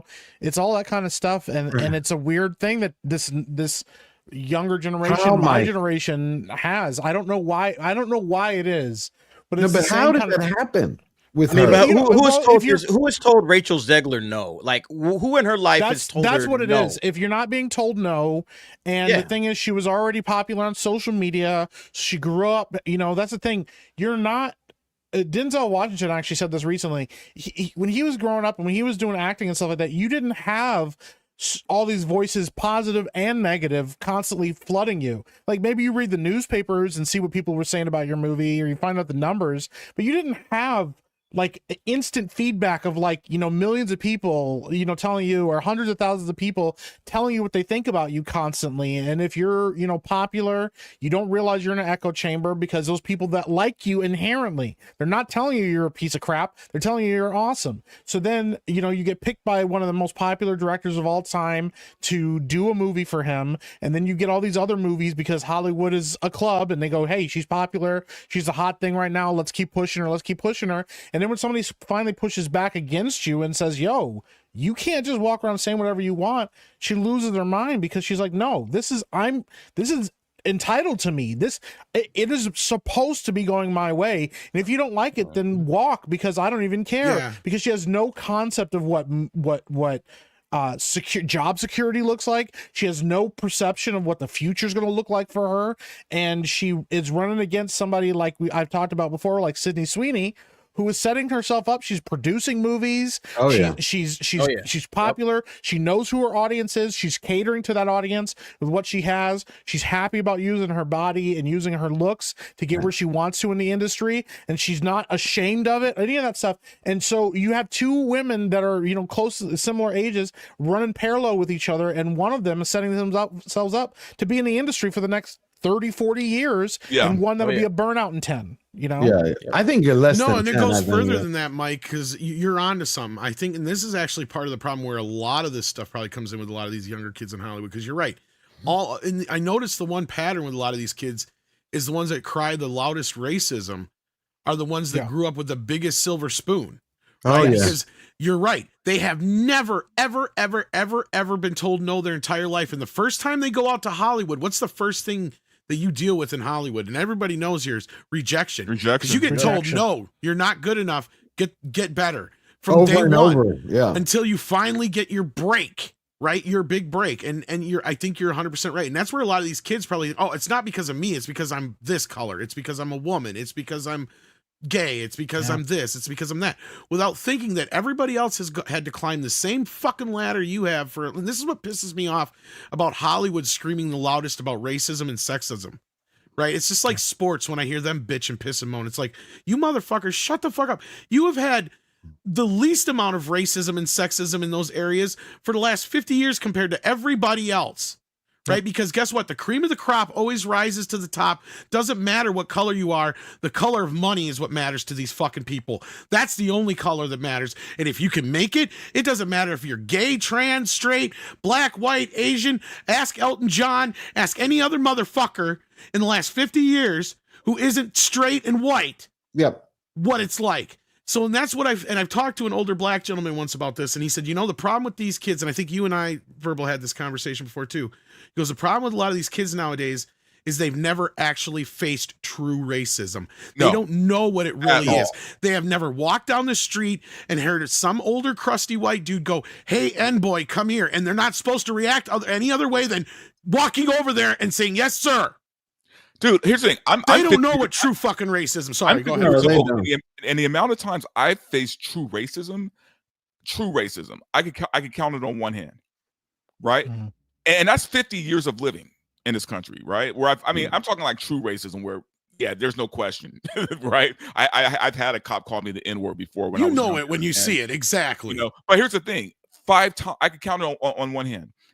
So you're telling me that these kids who were born in the aughts or the late 90s have faced true racism? No, God, get out of here. It's not possible, especially when you hear a story. I've repeated it a couple of times.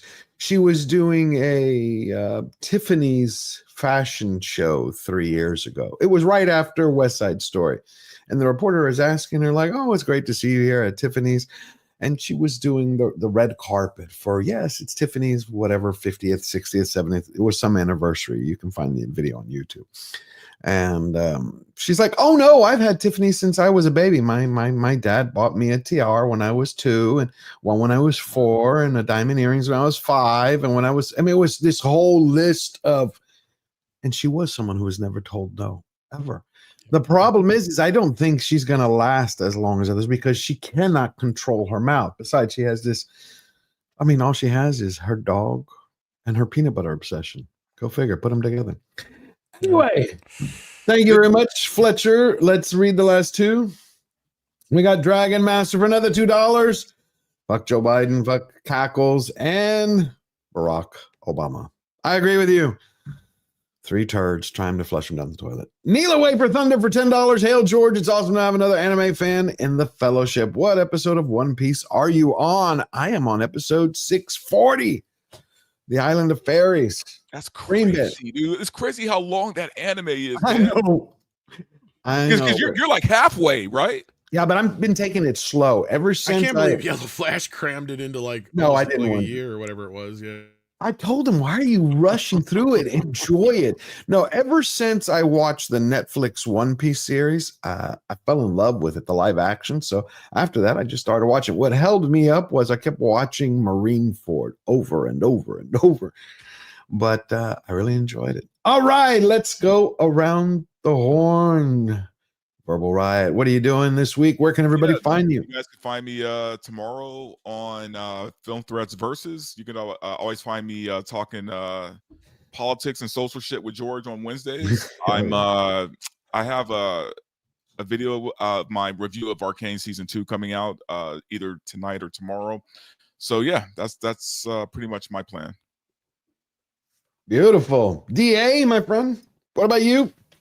Yeah, I got some videos coming up. I got the DA's office tonight around 7 p.m. Pacific Standard Time, so join in there.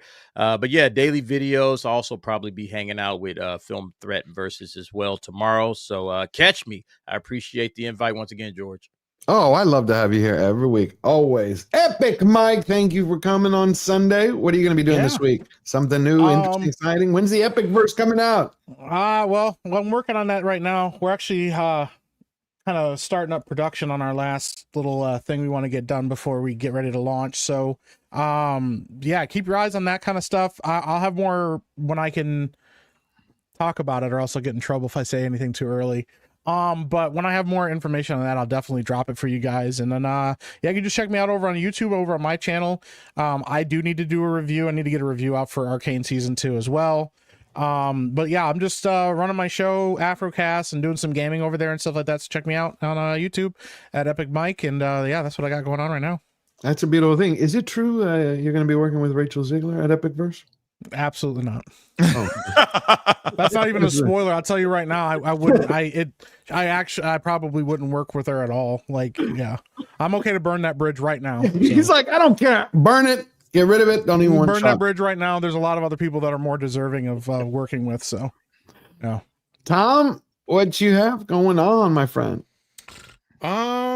Tomorrow morning, the morning show is always on the main channel, and check out Midnight's Edge After Dark, Midnight's Edge Retrospectives, Mead Radio, all that good stuff. And thanks for having me. And it's always fun to get to hang out with these fine gentlemen and Stephanie earlier. So yeah. Absolutely. It's a beautiful thing. All right. I'm going to play, my favorite song. Please, everybody, thank everybody who gave their support today. All the beautiful gifted memberships. I mean, everything that y'all do, it keeps the lights on. Plus, thank Lord Thoth, Eric K, Olaf, all the beautiful people, and Fletcher Williams in the background. We're going to hear a song, and then we will get out of here. My favorite. Got to hear it.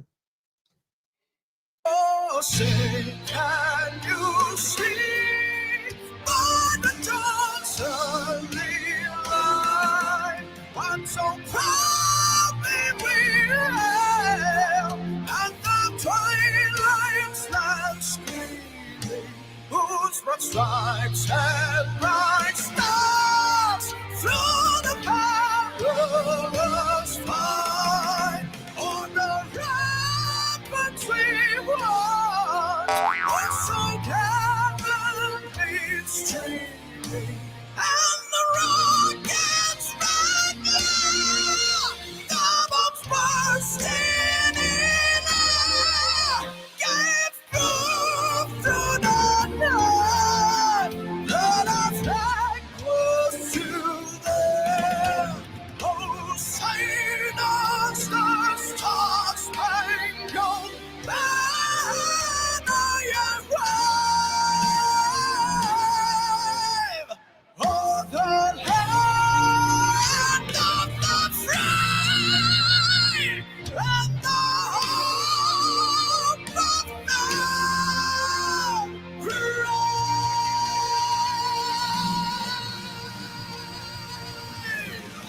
Anybody got a towel? Right.